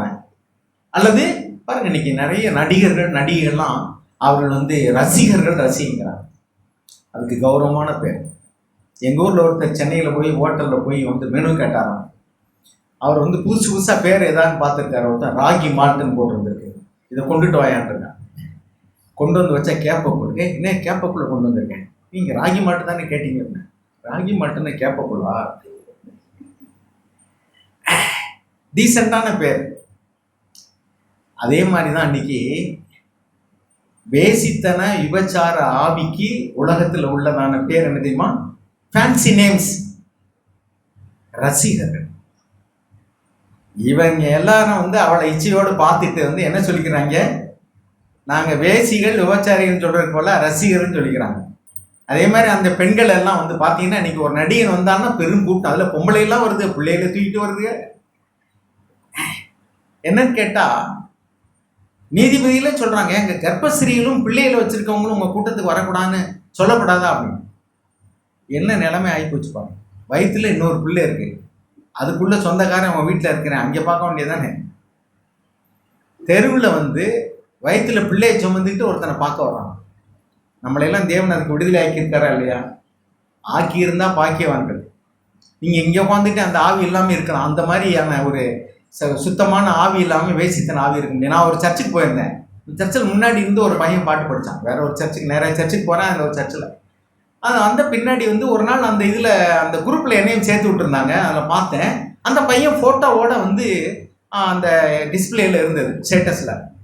இதில் பார்த்தா உள்ள அவன் வந்து ஒரு சினிமா நடிகனுடைய பேரை போட்டு அவனுடைய ரசிகன்னு அதில் ரொம்ப வாசகங்கள்லாம் இருக்குது. நான் அந்த சர்ச்சில் உள்ள பிரதர்ஸை கூப்பிட்டேன், இந்த பையன் தானே இது? ஆமாண்ணா. ஏன்னா அவனை முன்னாடி நின்று பாட்டு படிக்க விட்றீங்க, மியூசிக் போட்டு விட்றீங்க, என்னங்க அவன் என்ன ரசிகர்னு போட்டிருக்கானே, இது என்னங்க? அப்போ அங்கே யாரை ரசிக்கிறதுக்கு வந்தா இங்கே யாரை ரசிக்கிறதுக்கு? பெண்கள் இன்னைக்கு அப்படி இருக்கிறாங்க, ஒரு சிலர். ஆண்கள் எப்படி இருக்கிறாங்க, அவங்க சீக்கிரட்டாக வந்து சினிமா பாடல்களை கேட்கறது, சினிமா நடிகர்களை அல்லது நடிகைகளை ரசிக்கிறது, அவங்களோட ரகசியமாக. ஒரு சமயம் வந்து சபையில் இருந்தான வாலிப பசங்கள் ஒரு சிலர் ரட்சிக்கப்படாதவங்க, அவங்களுக்குள்ள என்ன செய்வாங்களாம், சிடி கொடுத்து வாங்கிடுவாங்களாம். அப்புறம் என்னன்னாக்கும் 2 சிப் வச்சிருப்பாங்க. நான் இப்போ சொல்லிக் கொடுத்த தெரியாதவங்களாம் தெரிஞ்சுக்கிட்டு 2 சிப் போட்டுறாதீங்க. பாவத்திலிருந்து விளையிறதுக்காக சொல்கிறேன், தேவன் உங்களை அறிவார். அதில் ஒன்றில் வந்து சினிமா பாட்டாக இருக்குமா, இன்னொன்றில் வந்து தேவ பக்தி உள்ள பாட்டாக இருக்குமா. சர்ச்சுக்கு வரும்போது அந்த சிப்பை போட்டுக்கிடுவாங்க, மெமரி கார்டு இல்லை. அப்புறம் வெளியில் போகும்போது வேற போட்டுக்கிடுவான். இங்கேயும் காதில் மாட்டிக்கிட்டு தலையாட்டிக்கிட்டு இருப்பான், கோயில் மாடு மாதிரிக்காது. ரோட்டில் போகும்போது ஆடிட்டு போவான். நீங்கள் ரோட்டில் சர்ச்சில் இருந்து அது எது கேட்டால் வந்து தேவ பக்தி உள்ள பாட்டு கேட்டுக்கிட்டு இருக்கான், டிஸ்ட்ராக்ஷன் ஆகாமல் இருக்கிறதுக்காக ரொம்ப கவனமாக பிள்ளை இப்படி இருக்குன்னு நீங்கள் நினச்சிட்டு இருப்பீங்க. ஆனால் உள்ளுக்குள்ள என்னது, சினிமா பாட்டு கேட்டு தலையாட்டிக்கிட்டு ரோட்டில். நம்ம அந்த காலத்தில் உள்ளவங்க பார்த்தாங்கன்னா என்னடா பைத்தியம் பிடிச்சி போச்சா ரோட்டை தலையாட்டிட்டு போவோம். இப்போ வந்து எல்லாம் அப்படி. ஏன்னா இன்னைக்கு அப்படி உலகத்தில் வந்து தப்பு பண்ணுறதுக்கு வந்து சந்தர்ப்பங்களை வந்து சாத்தான் நல்லா தெளிவாக பண்ணி கொடுத்துட்டான். நான் இருந்த காலங்கள்லாம் படித்த வாலிபனாக இருந்த காலத்தில் ஒரு ஆண் பெண் பழகணும்னா ஒன்று கடிதமாக எழுதி கொடுக்கணும், இல்லை நேரம் சந்திக்கணும். ஆனால் இப்போ அப்படி கிடையாது. நீங்கள் கதவை பூட்டிக்கிட்டு வீட்டில் உட்காந்துக்கிட்டே யாருக்கும் தெரியாமல் நீங்கள் என்ன செய்யலாம், முகத்தை பார்த்துக்கிட்டே பேசலாம். வீடியோ கால் இருக்குது, ஜூமில் பேசலாம், என்னென்னமோ வசதியெல்லாம் ரொம்ப பண்ணி கொடுத்தாங்க. அதனால் கல்யாணம் ஆனவர்கள் கூட இன்னைக்கு கற்பொழுக்கம் இல்லாதவங்களா இருக்காங்க. காரணம் என்னன்னா, தெய்வ பயம் இல்லை. தெய்வ பயம் அவர்களுக்கு முன்பாக, அவர்கள் கண்களுக்கு முன்பாக தெய்வ பயம் இல்லை. அருமையானவர்களே, ரொம்ப அடிப்படையான காரியத்தை சொல்கிறேன். நீங்கள் பெரிய பெரிய சத்தியத்தை அறிஞ்சிருந்து, வேதாகமத்தில் உள்ள வார்த்தைகளுக்கு நிறைய விளக்கங்களை அறிஞ்சிருந்து, ஆனால் உங்கள் இருதயத்தில் தெய்வ பயம் இல்லைன்னா எவ்ரிதிங் இஸ் யூஸ்லெஸ். அழகான பாடல்களை பாடுறீங்க, நல்ல இசையோடு கூட பாடுறீங்க. அந்தோனி பிரதர் அருமையாக பாடுவார், அவர் நல்ல டோன். அவருக்கு எங்கள் ஊருக்கு வந்து அவரை முன்னாடி நின்று ஒர்ஷிப் பண்ணுங்கன்னு சொல்லுவேன். ஏன்னா அப்படி நிறைய பேர் பாடல்கள் அருமையாக பாடக்கூடியவங்க, நல்ல இசையோடு பாடக்கூடியவங்க. நீங்கள் இப்போ வந்து ஒரு கிறிஸ்தவ பாடல்கள் மட்டும் இல்லை, சினிமா பாடல்களையோ அல்லது தேசபக்தி பாடல்களையோ கூட நல்ல இசையோடு பாடினா கூட நீங்கள் உணர்ச்சி வசப்படுவீங்க. That is soulish feeling. அது ஸ்பிரிச்சுவல் கிடையாது. ஆத்மாவில் தொழுது கொள்றது, மைண்டு, வில், எமோஷன்லாம் ஆத்மா. ஆவியில் தொழுது கொள்ளணும்னு ஆண்டவர் சொன்னார். தேவனை தொழுது கொள்ள எப்படி இருக்கணும், ஆவியோடும் உண்மையோடும் தொழுதணும். உண்மையோடு தொழுதோன்னா என்ன, வாயில் என்ன வார்த்தை சொல்றியோ அது இருதயத்திலிருந்து உண்மையாக வரணும் இல்லையா. அதான் உண்மையோடு தொழுது கொள்றது. உண்மை உள்ளமும் வெளியும் ஒரே மாதிரி. ஆவியில் தொழுது கொள்றது என்ன, நல் மனசாட்சியோடு கூட வாழ்வது. ஆவி வந்து மனசாட்சியோட சம்பந்தப்பட்டது. மனம் என்பது வேறு, மனசாட்சி என்பது வேறு. அறிவு, புத்தி இதெல்லாம் ஆத்மாவை சார்ந்தது. இன்டெலிஜென்ஸ், டிசைடிங், திங்கிங் இதெல்லாம் வந்து ஆத்மா. ஆனால் ஆவி என்பது உங்கள் நல் மனசாட்சியை காத்துக்கொள்வீங்கன்னா, தெய்வ பயத்தோடு கூட பாவம் செஞ்சால் உடனே அறிக்கையிடுறது, இருதயத்தை சுத்தமாக காத்துக்கொள்வது, இது ஆவியோட சம்மந்தப்பட்டது. ஆவியில் தொழுது கொள்றதுன்னா உண்மையாக தேவனுக்கு பயந்து நேர்மையாக நம்முடைய பாவத்தை அறிக்கையிட்டு, தப்பு பண்ணால் நேர்மையாக ஒத்துக்கொள்றது. ஆமாம் ஆண்டவரே, நான் தப்பு பண்ணிட்டேன், என்னை மன்னிச்சுங்க, மற்றவங்கள்ட்ட சாரி. ஸோ இதுதான். சரி, இப்போ பாருங்க, யோபுனுடைய புஸ்தகம்னு நான் சொன்னேனே, யோபுல என்ன இருக்கு தெரியுமா? 1வது அதிகாரம் 1ஆம் வசனம் பாருங்க. யோபுனுடைய புஸ்தகத்தில் 1வது அதிகாரம் 1ஆம் வசனம். முதல்ல தேவனால் எழுதப்பட்டதான ஒரு புஸ்தகம், தேவ ஆவியினால் நிரம்பி எழுதப்பட்ட ஒரு புஸ்தகம் வந்து யோபுனுடைய புஸ்தகம். அதில் என்ன எழுதியிருக்கு அப்படின்னாக்கா, முதல் வசனம் தேவன் என்ன சொல்றாரு, எதை அவர் மேன்மைப்படுத்துறாரு பாருங்க. 1வது வசனம், ஊத் தேசத்திலே யோபு என்னும் பெயர் கொண்ட ஒரு மனுஷன் இருந்தான்.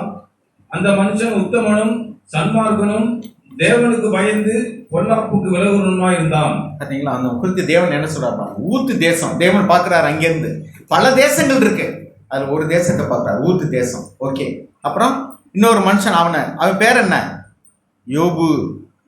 இப்போ ஊத்து தேசத்தில் ஒரு மனுஷன் இருக்கிறான், அவன் பேர் வந்து யோபு. அவன் எப்படிப்பட்டவனா இருக்கிறான், அவன் பிளேம்லெஸ், குற்றமற்றவன், உத்தமன், சன்மார்க்கன், நேர்மையானவன், ஃபியரிங் காட், தேவனுக்கு பயப்படுகிறவன், டர்னிங் அவே ஃப்ரம் ஈவில், பொல்லாப்புக்கு பயந்து தீமையை விட்டு விலகிறவன்.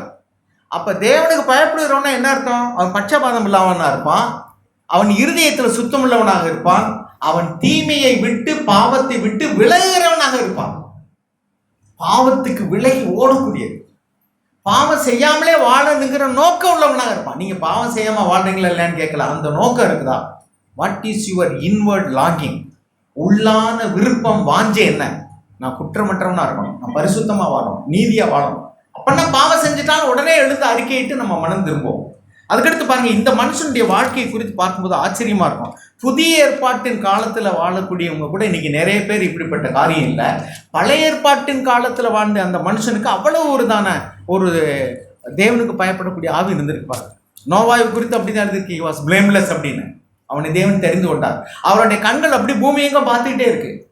ஏராளமான பேர் இன்னைக்கு ஞாயிற்றுக்கிழமை சர்ச்சுக்கு போறாங்க, பைபிள் எடுத்துட்டு போறாங்க, முக்காடு போட்டிருக்காங்க, ஆடுறாங்க, பாடுறாங்க, தேவ வசனங்களை சொல்றாங்க, ஊழியத்துக்கு போறாங்க, டிராக்டர்ஸ் கொடுக்குறாங்க, என்னென்னமா செய்யறாங்க.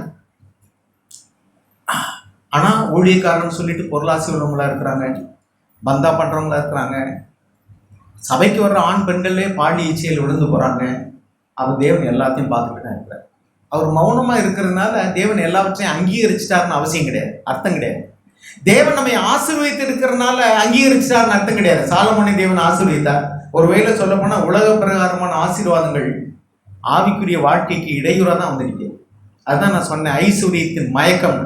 வசதி பெருகும் பொழுது நாம் அப்படியே ஜெபம் பண்ண போனா தூக்கம் வருது. அப்ப நமக்கு குறைவுகள் இருக்கும்போது வேற வழியில் ஆண்டவரே எனக்கு தாங்கன்னு கேட்டோம்.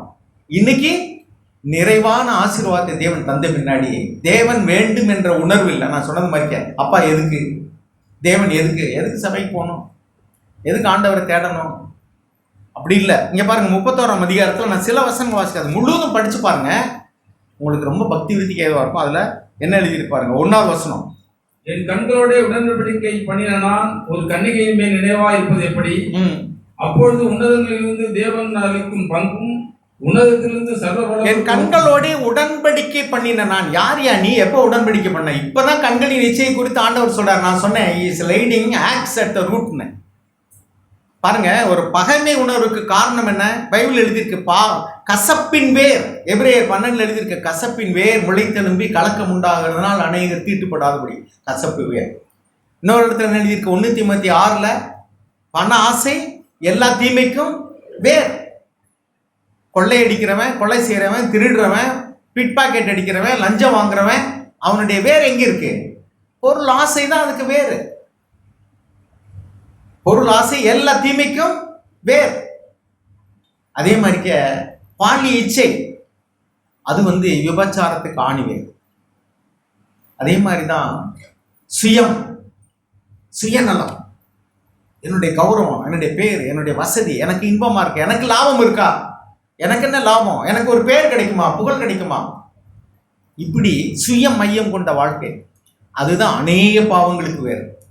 தேவதூதுன்னு விழுந்து போன பாவம் அது என்னது? பெருமை. ஆண்டவர் மத்திய எழுதின சுவிசேஷத்துல 5ஆம் அதிகாரத்துல முதல் வசனம், ஆவியில் எளிமையுள்ளவர்கள் பாக்கியவான்கள் சொன்னார். ஏன் தெரியுமா? ஆவியில எளிமை இல்லாம பெருமை இருந்தா எல்லா பாவத்துக்கும் அதுதான் வேர். ஸோ கோடாலி எங்கே வைக்கிறாரு? வேறு வைக்கிறார். வேர் என்ன? சுயநலம், பெருமை, பாலிய இச்சை, பண ஆசை, கசப்பு, இது எல்லாம் எங்க இருக்கு? வேர்னு ஏன் சொல்றோம்? ஒரு மரத்தின் வேர் வெளியே தெரியாது, பெரும்பாலும் பூமிக்கு அடியில் இருக்கும், மறைந்து இருக்கிறது. அப்ப வெளியரங்கமான ஒரு கிரியையில பாவம் வெளிப்படுவதற்கு ஆணி வேறாக இருக்கக்கூடியதான அந்த மூல காரியம் மறைந்து இருக்கிறது. அதனால அதை வேர்னு சொல்றோம். அப்போ மனிதர்களுடைய கண்களுக்கு வெளியரங்கமாக தெரியாத வேர் போன்று இருக்கக்கூடிய, ஆணி வேர் போன்று இருக்கக்கூடியதான அந்த பாவத்தின் வேர்ல நீ கோடலியை வைக்கலைன்னு சொன்னா, நீ வெளியில கிளைய வெட்டி போடுற. ஒரு மாம்பழம் இங்க ஒரு காயில காய்க்குதுன்னு வச்சுங்களேன், அதை வெட்டி போடுறீங்க. கொஞ்ச நாள் கழிச்சு மறுபடியும் அதுல பக்க வெடியை வச்சு மறுபடியும் அதுல காய்க்கும். மாம்பழம் மட்டும் கிடையாது, பாய்சனஸ் ஃப்ரூட்ஸும் அப்படிதான் காய்க்கும். அதே மாதிரிதான் அது நல்ல கிரியோ கெட்ட கிரியோ நீங்க வெளியில மட்டும் கவனம் செலுத்தீங்கன்னா மனிதனுடைய பார்வையில் நல்லா தெரியும். ஆனா உள்ளான இருதயத்துக்குள்ளது பாவத்தின் வேர் இருக்கிற வரைக்கும் மறுபடியும் அது வெட்ட தளைஞ்சுக்கிட்டே தான் இருக்கும். ஆனா நீங்க வேர்லயே ஒரு கவடலியை வச்சு அதை வேரோட பிடிங்கிட்டீங்கன்னா ஒரு காலம் பாவம் செய்யவே மாட்டோம். ஸோ தேவன் அதைத்தான் விரும்புறாரு. பாருங்க, அதுக்கடுத்து 31ஆவது அதிகாரத்துல 7வது வசனம் பாருங்க, அந்த பால் ஈச்சைக்கு எப்படி விளக்கம் சொல்றாரு பாருங்க. என் நடைகள் வழியை விட்டு விலகினதும், என் இருதயம் என் கண்களை பின்தொடர்ந்ததும், ஏதாகிலும் ஒரு மாசு என் கைகளில் ஒட்டி கொண்டது. என் இருதயம், if my heart followed my eyes, என் கண்ணு ஒருத்தர் பார்க்குது, ஒரு ஆணை பார்க்குது, பெண்ணை பார்க்குது, அல்லது ஒரு பொருளை பார்க்குது, அந்த கண்ணு மறுபடியும் அதை தொடர்ந்தால், யதார்த்தமா பார்க்குறீங்க. முதல்ல அந்த first sight is an innocent sight, யதார்த்தமா பார்த்துட்டீங்க. இப்போ உங்க மனசுக்குள்ள வந்து மறுபடியும் பார்க்க வேண்டும் என்றதான ஒரு உணர்வு தூண்டப்படும் என்றால் அதுதான் இச்சை. நீங்க அதுக்கு எஸ்ன்னு சொல்லிட்டு உங்க கண்ணு மறுபடியும் அதை ஃபாலோ பண்ண ஆரம்பிச்சிருச்சுன்னு சொன்னா இட் இஸ் சின். இது யார் சொல்றா? ஆரம்பத்தில் அந்த காலத்துல இருந்தான யோபுக்கு தேவன் வந்து மெய்யான பரிசுத்தவான்களுக்கு தன்னுடைய மெய்யான சத்தியத்தை விளங்க பண்ணி இருக்கிறார் அந்த காலத்திலேயே. இதை ஆண்டவராக இயேசு வந்து நமக்கு சொன்னாரு. ஆனா பல வருஷங்களுக்கு முன்னாடி வாழ்ந்த யோபுனுடைய இருதயத்திலே தேவ ஆவியானவர் கர்த்தருக்கு பயப்படக்கூடிய அந்த பயத்தினால ஞானத்தை கொடுத்துட்டார். சரி, அடுத்து பாருங்க 9ஆம் வசனம். என் மனம் யாதொரு ஸ்திரீயின் மேல் மயங்கி ஐயாத்திய வாசலை நான் எட்டி பார்த்தது உண்டானால். அடுத்த விட்டு ஜன்னல், அடுத்த விட்டு வாசல், அல்லது ஒருத்தர் ரோட்டுக்கு போகும்போது வரும்போது, காலேஜுக்கு போகும்போது, வேலைக்கு போகும்போது ஆந்தி பார்க்கணும், அல்லது அவங்களுடைய படத்தை பார்க்கணும், இப்படிலாம் நீங்க ஆந்தி பார்த்தது உண்டானால் யோபு சொல்றாரு. இந்த மனுஷனை தான் தேவ பக்தி உள்ள மனுஷன் தேவன் சொல்றாரு. இவன் தேவனுக்கு பயப்படுகிறவன், பொல்லாப்புக்கு விலகுகிறவன் தேவன் சான்றிதழ் கொடுக்கிறாருன்னா அவன் இருதயத்தை தேவன் பாருங்க எவ்வளவு வெளியரங்கமாக்கி இருக்காரு பாருங்க. அவனுடைய கண்களோட நான் உடன் பண்ணியிருக்கேன். ஒரு கண்ணியின் மேல நான் எப்படி நோக்க மாட்டேன்? இன்னொரு மனுஷனுடைய வீட்டை நான் எப்படி எட்டி பார்ப்பேன்? பார்க்க மாட்டேன். ஆபாச படங்கள் இன்னைக்கு நிறைய பேர் அடிமையெல்லாம் இருக்கிறாங்க. தேவனுக்கு பயப்படக்கூடிய பயம் இருந்தால் அந்த காட்சி வந்தோடனே ஐயோ எலக்ட்ரிக் ஷாக் மாதிரி நம்ம கண் திரும்பணும். ஆண்டவரே என்னை ரட்சிங்க. அதுக்கடுத்து பாருங்க 13ஆம் வசனம். என் வேலைக்காரனானாலும் என் வேலைக்காரியானாலும் என்னுடைய வழக்காடும் போது அவர்கள் நியாயத்தை நான் அசட்டை பண்ணியிருந்தார். பாருங்க, ஜாக் அடிக்கடி சொல்லுவாங்க, உண்மையான தேவ பக்தி உள்ளவங்களா இருந்தா உங்களை காட்டிலும் ஸ்டேட்டஸ்ல கம்மியா உள்ளவங்களையும் நீங்க மதிப்பீங்க. உங்க வீட்டுல வேலை செய்யறவங்களை நீங்க எப்படி ட்ரீட் பண்றீங்கிறதா நீங்க தேவ பக்தி உள்ளவங்களா, தேவனுக்கு பயப்படுகிறவங்களுக்கான சொல்லுவாரு. நம்மை காட்டலாம் வயசுல மூத்தவங்க அல்லது வசதியா இல்லவங்க, மேலான பதவியில் இருக்கிறவங்களை நீங்க மதிக்கிறது, கனம் பண்றதுங்கிறது பெரிய காரியம் கிடையாது. உங்களை காட்டிலும் படிப்புல கம்மியா உள்ளவங்க, பண வசதியில கம்மியா உள்ளவங்க, ஜாதியில கம்மியா உள்ளவங்க, அல்லது எழுத்தறிவு இல்லாதவங்க, எப்படியோ ஒரு இது உங்களை விட ஸ்டேட்டஸ்ல கம்மியா இருக்கிறாங்க, தோற்றத்துல கம்மியா இருக்கிறாங்க, ஏதோ ஒரு இது, அவங்களையும் நீங்க மதிச்சு, அவங்க ஒருவேளை உடல் ஊனமுற்றவங்களா இருக்கலாம், மன வளர்ச்சி இல்லாதவங்களா இருக்கலாம், திக்கட்டவர்களா இருக்கலாம், விதவிகளா இருக்கலாம், அவங்களையும் மதிச்சு, அவங்களே ஒரு மனுஷன், அவங்களுக்குள்ளே ஒரு மனது இருக்கு, அவங்களுக்கு உரிய மரியாதை கொடுக்கறது. நான் பார்த்துருக்கேன், சில தேவ பக்தி உள்ளவர்கள் சொல்றவங்க கூட பார்க்கும்போது மரியாதையோட பேசுவாங்க, பார்க்கலைனாக்கா மரியாதை குறைச்சலாம் பேசுவாங்க. நேரம் பார்க்கும்போது வந்து ஒரு வார்த்தை, ஆள் இல்லாத பொழுது அவங்கள பத்தி பேசும்போது ஒரு அசட்டையா மரியாதை குறைச்சலான வார்த்தை. நேரம் வரும்போது வந்து பிரதர் அப்படின்னு சொல்லிட்டு வாங்க போங்கன்னு மரியாதையை பேசிட்டு, அவங்க இல்லாத பொழுது மொட்டையா பேர சொல்லி, உங்க வயசுல மூத்தவங்களா இருப்பாங்க, சும்மா மொட்டையா பேர சொல்லினார் அப்படின்னு சொன்னீங்கன்னா என்ன அர்த்தம்? It's a mark of failure in that God fail. கடவுளுக்கு பயப்படக்கூடிய பயத்தில் ஒரு குறைவுபடுகிறான்னு அர்த்தம். அவங்க வேலைக்காரங்களா இருக்கட்டும், எந்த விதத்திலையும் நம்மை விட தரத்தில் தாழ்ந்தவங்களா இருந்தாலும் சரி, வயசுல கம்மியானவங்கள கூட நம்ம மரியாதையோடு பேசணும். அதுதான் தேவனுக்கு பயப்படக்கூடிய பயத்தினுள்ளதான லட்சணம். அதுக்கடுத்து பாருங்களேன் 17ஆவது வசனம், அதெல்லாம் நீங்க படிச்சு பாருங்க. திக்கற்றவர்கள், ஏழைகள், விதவைகள். அதுக்கடுத்து 24ஆவது வசனம் பாருங்க. நான் பொன்னின் மேல் என் நம்பிக்கையை வைத்து தங்கத்தை பார்த்து என் ஆதரவு என்று நான் சொன்னதும், என் ஆஸ்தியை தெரிந்தென்றும் என் கைக்கு மிகுதியும் கிடைத்ததென்றும் நான் மடிந்ததும், சூரியன் பிரகாசிக்கும் போது அல்லது சந்திரன் மகிமையாய் செல்லும் போது பாருங்க, if I have put my confidence in gold. உங்களுக்கு இப்ப நம்பிக்கை வசதி பெருகின உடனே, ஐஸ்வர்யம் விருத்தி ஆகும் போது உன் இருதயத்தை அதன் மேல வச்சேனால் தேவன் உண்மையில் பிரியமா இருக்க மாட்டார். இன்னைக்கு நிறைய பேருக்கு வந்து பேங்க்ல பேலன்ஸ் கூடுது, பண வசதி கூடுது, உங்களுக்கு வந்து தங்கம் வெள்ளி, உங்களுக்குள்ள சொத்து பெருகுது, உங்களுக்கு வீடு, இப்ப காரு, உங்களுக்கு பங்களா அல்லது நகை பொண்ணு, இப்ப தங்க விலை கிடுகிடுன்னு ஏறிக்கிட்டே போகுது. ஆஹா, நம்மகிட்ட தங்கம் நிறைய இருக்கு, பவுன் விலை ஏறுது, உங்களுக்குள்ள வந்து ஒரு சந்தோஷம் வருதா? Your confidence is in the gold. என்ன எழுதியிருக்கு? அந்த காலத்துல அவர் சொல்லியிருக்காரு, if I have put my confidence in gold and called my fine gold my trust. ஆகா, எனக்கு இவ்வளவு பணம் இருக்கு, இவ்வளவு நகை இருக்கு, வித்து பழச்சுக்கிடலாம். ஆண்டவர் சொன்னார் லூக்கா 12ல, மதியினனே, இன்று ராத்திரி நீ செத்து போயிட்டா நீ சேர்த்து வைகள் யாருடைய. ஆக நமக்கு வந்து ஒரு பேரு, புகழ், பணம், வசதி, சொத்து, தங்கம், வெள்ளி, பொண்ணு, வீடு, காரு, நிலம் அல்லது ப்ரொமோஷன், இதெல்லாம் வரும் பொழுது நம்முடைய இருதயம் ஸ்லோவாக அதன் மேலே நம்பிக்கை வச்சு இதை வச்சு நான் பொழைச்சிக்கலாம், சித்து குடித்து பூரிப்பாயிரு, அநேக வருஷத்துக்கு உனக்கு வேண்டியதெல்லாம் இருக்கு, கவலைப்படாத.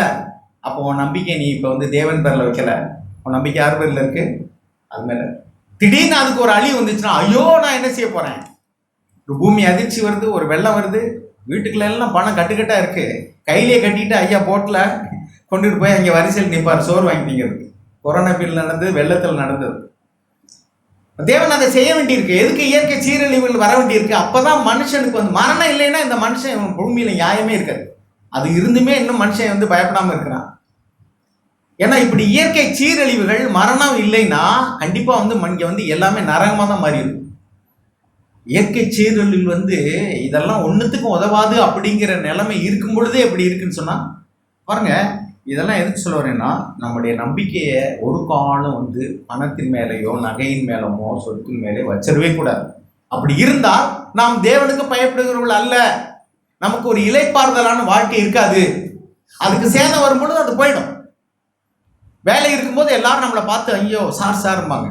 நீங்கள் வந்து ஒரு போலீஸ் ஆஃபீஸராக கூட இருக்கலாம், உங்களுக்கு பயங்கர மரியாதை இருக்கும். நீங்கள் ரிட்டையர் ஆகி வீட்டுக்கு போயிட்டீங்கன்னா ஒரு பேர் மதிப்பாங்க. அப்போ அந்த பதவிக்கு அந்த சட்டைக்கு யூனிஃபார்முக்கு தான் மரியாதை. ஆனால் தேவன் பேர் நம்பிக்கையாக இருக்கிறவங்க மனுஷனுடைய மதிப்பு மரியாதை அங்கீகாரம் இதெல்லாம் இக்னோர் பண்ணிட்டு போயிடும். ஸோ அருமையானவர்களே, அதுக்கு பின்னாடி 29 வசனத்தை வாசி நான் முடிக்கிறேன். 29 வசனம் வாசிங்க. என் பகஞ்சனுடைய ஆபத்திலே நான் மகிழ்ந்து வெள்ளாப்போ அவனுக்கு நேரிட்ட போது கனி கொடுத்தேனோ. பாருங்க, உங்களுக்கு யாராவது ஒரு பகையாளிகள் இருக்கிறாங்க, வெளியில நீங்க மன்னிச்சிட்டேங்கிறீங்க, நேசிக்கிறீங்கிறீங்க, ஆனா அவங்களுக்கு ஏதாவது ஒரு தீமை நடக்கும் பொழுது, ஒரு ஆக்சிடென்ட் நடக்குது, ஒரு வியாதி வருது, அவங்களுக்கு ஒரு நஷ்டம் வருது, கஷ்டம் வருது, அவங்களுக்கு ஒரு நிந்தை அவமானம் வருது, உங்க இதயத்துக்குள்ள வந்து நம்மளை அறியாமலே வந்து ஒரு கிளிகளுக்கு ஒரு சந்தோஷம், இது செஞ்சான்ல கடவுள் இருக்காரா, கடவுள் இருக்காரு அப்படின்னு சொன்னா என்ன அர்த்தம்? நாம இன்னும் தேவனுக்கு பயப்பட அர்த்தம். அப்ப தேவனுக்கு பயப்படக்கூடிய மனுஷன் எப்படி இருப்பான்ங்கிறதான அடையாளத்தை தான் இங்க யோபுனுடைய புஸ்தகத்தில் நான் வாசிக்கிறோம். 1ஆம் அதிகாரத்துல அவன் தேவனுக்கு பயந்தவன் சொல்லிட்டு அவன் எப்படி இருப்பான் என்று இங்க விளக்கமா வாசிக்கிறோம். இன்னும் உள்ளே ரொம்ப அடிப்படையா நம்ம அறிந்து கொள்ள வேண்டிய ஒரு சத்தியம் என்னன்னா, எவ்வளவுதான் மூளை அறிவில் அறிந்திருந்தாலும் பரவாயில்ல, நம்ம உள்ளான ஆவியில தேவனுக்கு பயப்படக்கூடிய பயம் இல்லை என்றால் நம்முடைய தேவ பக்தி வீண். எந்த சபைக்கு போறோம், எவ்வளவு சத்தியத்தை அறிந்திருக்கிறோம், அதெல்லாம் முக்கியமே இல்லை. தேவன் பார்க்கறது தேவனுக்கு பயந்து பொல்லாப்பை விட்டு விலகுகிறானா, நீதியை செய்ய விரும்புகிறானா, உண்மையிலே பாவம் செஞ்சுட்டா தவறிட்டாலும் அவன் நேர்மையா அதை மறைக்காமல். அதுக்கு பின்னாடி நீங்க இதே யோபுல படிச்சு பார்த்தீங்கன்னா, ஆதாமை போல நான் என்னை மறைத்துக் கொள்ளவில்லைன்னு சொல்லுவார். ஆதாம்ங்கிற ஒரு பேர் தான் இங்கே வருது. ஆதாமை போல நான் மறைச்சுக்கிடல அப்படின்னு என்ன நேர்மையா அறிக்கையிடக்கூடிய ஒரு மனுஷன், அவன் தான் தேவனுக்கு பயந்தவன். நம்ம அப்படி இருந்தோம்னா அதனுடைய விளைவு என்னன்னா, தாழ்மையும் தேவனுக்கு பயப்படும் பயத்துக்கு உள்ளதான விளைவு என்ன அப்படின்னா, பழைய ஏற்பாட்டு காலத்துல நீங்க நீதிமொழிகள் 22:4 படிச்சு பாருங்க, ரிச்சஸ் ஆனர் அப்படின்னு போட்டிருக்கோம். ஆனா புதிய ஏற்பாட்டுல அது நீதியும் சமாதானமும் பரிசுத்த ஆவியினால் நிறைந்தக்கூடிய ஒரு சந்தோஷம். கர்த்தர் கண்களை திறந்துள்ளார். நான் ஜெபிக்கிறதுக்கு முன்பாக கேட்ட எல்லா வார்த்தைகளுக்காக ஆண்டவருக்கு நான் நன்றி சொல்கிறேன். ஒரு சில வார்த்தைகளை வாசித்து நாம் ஜெபிக்கலாம். அப்போஸ்தலர் நடவடிக்கைகள் 17ஆம் அதிகாரம்.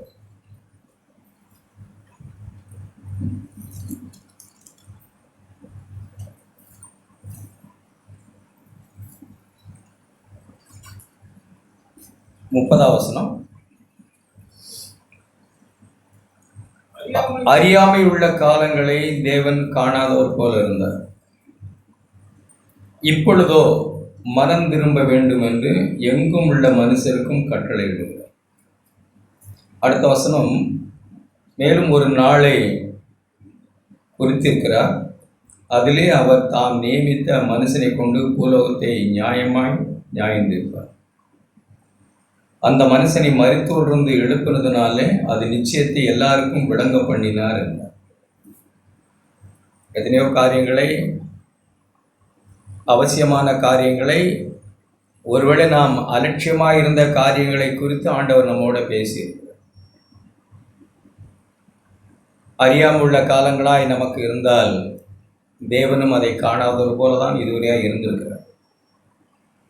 அவைகளை வெளியரங்கமாக்கவோ வெளிப்படுத்தவோ அதை பகிரங்கப்படுத்தவோ இல்லாமல் எல்லாவற்றையும் மூடி மறைச்சி, பக்கத்தில் இருக்கிற மனைவிக்கு தெரியாத, புருஷனுக்கு தெரியாத நாம் கேட்டது எல்லாவற்றையும் மூடி மறைத்து நாம் அறியாமையாக இருந்திருந்தால், எல்லாவற்றையும் மூடி மறைத்து அவர் அறியாதவர் போல இருந்து விட்டார். அந்த தேவன் அறியாதவர் போல இருந்தது நமக்கு துணிச்சலை கொடுக்குது. அது எனக்கு திரும்ப திரும்ப நான் பாவம் செய்யவோ அல்லது திரும்ப திரும்ப நான் தொடர்கிற வாழ்க்கையை தொடரவோ என்னை துணிச்சலை கொடுக்காமல், தேவனே, நான் அறியாமல் இருந்த இன்றைக்கி என் கண்ணை திறந்தீங்க, என்னோட பேசியிருக்கீங்க, நீரும் காணாதவர் போல் இருந்து என்னை மூடி மறைத்து பாதுகாத்து கொண்டு வந்து நீங்கள் இதுவரையாய், இனி நான் அப்படி இருக்க விரும்பலை. நீர் காணாதவர் போல இருந்ததை நான் இரக்கமாய், தயவாய், கண்டிப்பாய், இரட்சிப்பாய் எடுத்துக்கொண்டு இப்போ நான் மனம் திரும்ப வேண்டும் என்று நீர் கட்டளை எடுக்கிறதை நான் அறிகிறேன் ஆண்டவரே. நான் மனம் திரும்புகிறேன். நான் மனம் திரும்பாமல் நம்ம போனால் என்ன நடக்கும்னு தான் அடுத்த வசனம் அடிக்குது. நான் மனம் திரும்புகிறேன் ஆண்டவரே. தேவன் நம்முடைய ஆவிகளை நிறுத்து பார்க்கிறார். நம்ம கேட்ட நம்ம ஆவியை நிறுத்து பார்க்கிறார். உள்ளான நோக்கங்களை பார்க்கிறார். பிறரை பற்றி மனசுல என்ன நினைக்கிறோம்னு யோசிக்கிறார். நம்ம இவைகளெல்லாம் தாண்டி நமக்கு ஒரு தேவன் இருக்கிறார் என்று நாம் நினைக்கிறது ஒரு அறியாமை தான். நம்ம மனசுல மற்றவர்களை பற்றி என்ன நினைக்கிறோம், எப்படி நியாயம் இருக்கிறோம், எப்படி அவர்களை அலட்சியம் செய்யும். நம்ம கேட்ட ரொம்ப துல்லியமாக கேட்டோம். பேசும்போது நேரடியாக பார்க்கும்போது ஒரு காரியம், நேரடியாக பார்க்கும்போது ஒரு மதிப்புக்குரிய காரியமாயும், முன்னாடி விட்டு பின்னாடி நான் எப்படி நடந்து கொள்ளும் தேவன் ரொம்ப துல்லியமாக அறிகிறார். தெய்வ பயம் வர வர ஜனங்களுக்கு குறையுது, மற்ற ஜனங்களுக்கு குறையுது, சபைகளுக்கு குறை ஜனங்களுக்கு. ஆனால் நமக்கு தெய்வ பயம் அதிகமாய் வளரணும். தெய்வ பயத்தில் வளருங்கள்னு இருக்கு. அது தேவன் நம்முடைய இருதயத்தின் நினைவு, யோசனைகள், நோக்கம் எல்லாம் அவர் அறிந்திருக்கிறார். நம்ம ஒரு வார்த்தையை வாசிக்கிற கொரிந்தியர்ல நமக்கு தெரியும், ஒன்றை குறித்து ஒன்று யோசிக்க வேண்டாம் சார், நீ காலத்துக்கு முன்னே யாதொன்றை குறித்தும் திருப்பி செய்ய வேண்டாம், ஒன்று வேண்டாம், விட்டுடுங்க. தேவன் ஒரு நாளில் மனுஷனுடைய இருதயத்தின் நினைவு, யோசனைகள் எல்லாவற்றையும் இருளில் மறைந்திருக்கிறதை அவர் வெளியரங்கமாய் கொண்டு வருவார். ஒரு நாள் போன வாரத்துக்கு முந்தின வாரமாக நினச்சேன், தவறாக ஒன்றும் யோசிக்கலை, ஒருவரை பற்றி நான் ஏதோ ஒரு விமர்சிக்கிறேன்னு நினைக்கிறேன். எனக்கு அது என்ன விஷயம் சரியாக புரியலை. ஆனால் அது தெய்வ பயமற்ற செயலுங்கிறது அப்போ நான் திடுக்குன்னு உணர்ந்தேன். தவறாக பேசலை, ஒரு விமர்சனம், ரைட்டானது தான் அது விமர்சனம். அப்போ பார்த்து ஒரு சகோதரர் அப்படியே டக்குன்னு வந்துட்டார். நான் இங்கே பேசிகிட்டு இருக்கிறேன், என் ஒய்ஃபுக்கு காதல் விடலை, அவங்க எங்கேயோ இருக்கிறாங்க, நான் எதையோ பேசுகிறேன் ஒருவரை. அந்த நேரத்தில் ஒரு சகோதரன் டக்குன்னு வந்துட்டார். பயங்கரமாக நான் உணர்த்தப்பட்டேன். தேவனே, எவ்வளவு பெரிய தவறு! அவர் இல்லாத போது அவரை நேரடியாகலாம் நான் விமர்சிக்கணும். ஆனால் இப்போ இந்த சகோதரன் நான் விமர்சிக்கிறத கேட்டிருந்தா எவ்வளவு பெரிய போலித்தனம், எவ்வளவு பெரிய தேவன் இதெல்லாம் கண்டுக்க மாட்டார், வெளியே கொண்டு வர மாட்டார்னா. அந்த சகோதரன் அப்படியே வந்து பிரதர்னு அப்படியே இப்படி கொல்ல வெளி வந்தார். அப்படியே நானும் எல்லாத்தையும் ஸ்டாப் பண்ணிவிட்டு அப்படியே வந்துட்டேன். அவரை பார்த்த உடனே எனக்கு தெய்வத்தை பார்த்த மாதிரி இருந்தது. இப்படித்தானே தெய்வம் பார்க்குறேன். இந்த மனுஷன் பார்த்த உடனே அப்படியே பேச்சு எல்லாமே என்ன செஞ்சிருச்சு, முகம் அப்படியே எல்லாமே சரி மாறின மாதிரி ஆயிட்டு. இப்படி தேவனை பார்த்தா எப்படி இருக்கும்? நம்ம கூட இல்லை, நமக்குள்ளே இருக்கிறார் எழுதியிருக்கு, நமக்குள்ளே உலாவுகிறார் எழுதியிருக்கு, நாம் தேவனுடைய ஆலயமாக இருக்கிறோம் எழுதியிருக்கு. கொலேசியர் எழுதியிருக்கு, அவர் உங்களுக்குள்ளே இருக்கிறார்னு உங்களுக்கு தெரியாதா? அந்த ரகசியம் உங்களுக்குள்ளே இருக்கிறார்னு எழுதியிருக்கு. எல்லாத்தையும் விட்டுட்டு அப்புறம் என்ன பயம்? எவ்வளவு ஒரு போலியாக நம்ம போயிட முடியும்? நம்ம சிந்திக்கிற, நம்ம பேசுகிற ஒவ்வொரு வார்த்தையும் துல்லியமாய் அவருடைய புஸ்தகத்தில் எழுதப்படுது. ஞாபக புஸ்தகம்னு ஒன்று இருக்கா? ஆண்டவருக்கு ஒன்றும் ஞாபகம் இருக்காதெல்லாம் நினைக்கக்கூடாது. அவர் ஞாபகம் வச்சாலாம் நம்மகிட்ட ஒன்றும் ஈடு கட்டுறதில்லை. ஆனால் அவர்கிட்ட ஒரு ஞாபக புஸ்தகம்னு ஒன்று இருக்குது. பிரதர் சொன்ன மாதிரி சிசிடிவி மாதிரி. இதை ஐயோ வேணாம் சாமி, அதான் நான் தான் ஞாபகம்னு ஒன்று இருக்குல்ல. அப்போ நம்முடைய இருதயத்தின் நினைவு யோசனைகள் எல்லாம் வெளிப்படுத்தப்படும். அப்போது எடுத்திருக்கீங்கன்னா 1 கொரிந்தியர் 4ஆம் அதிகாரம்.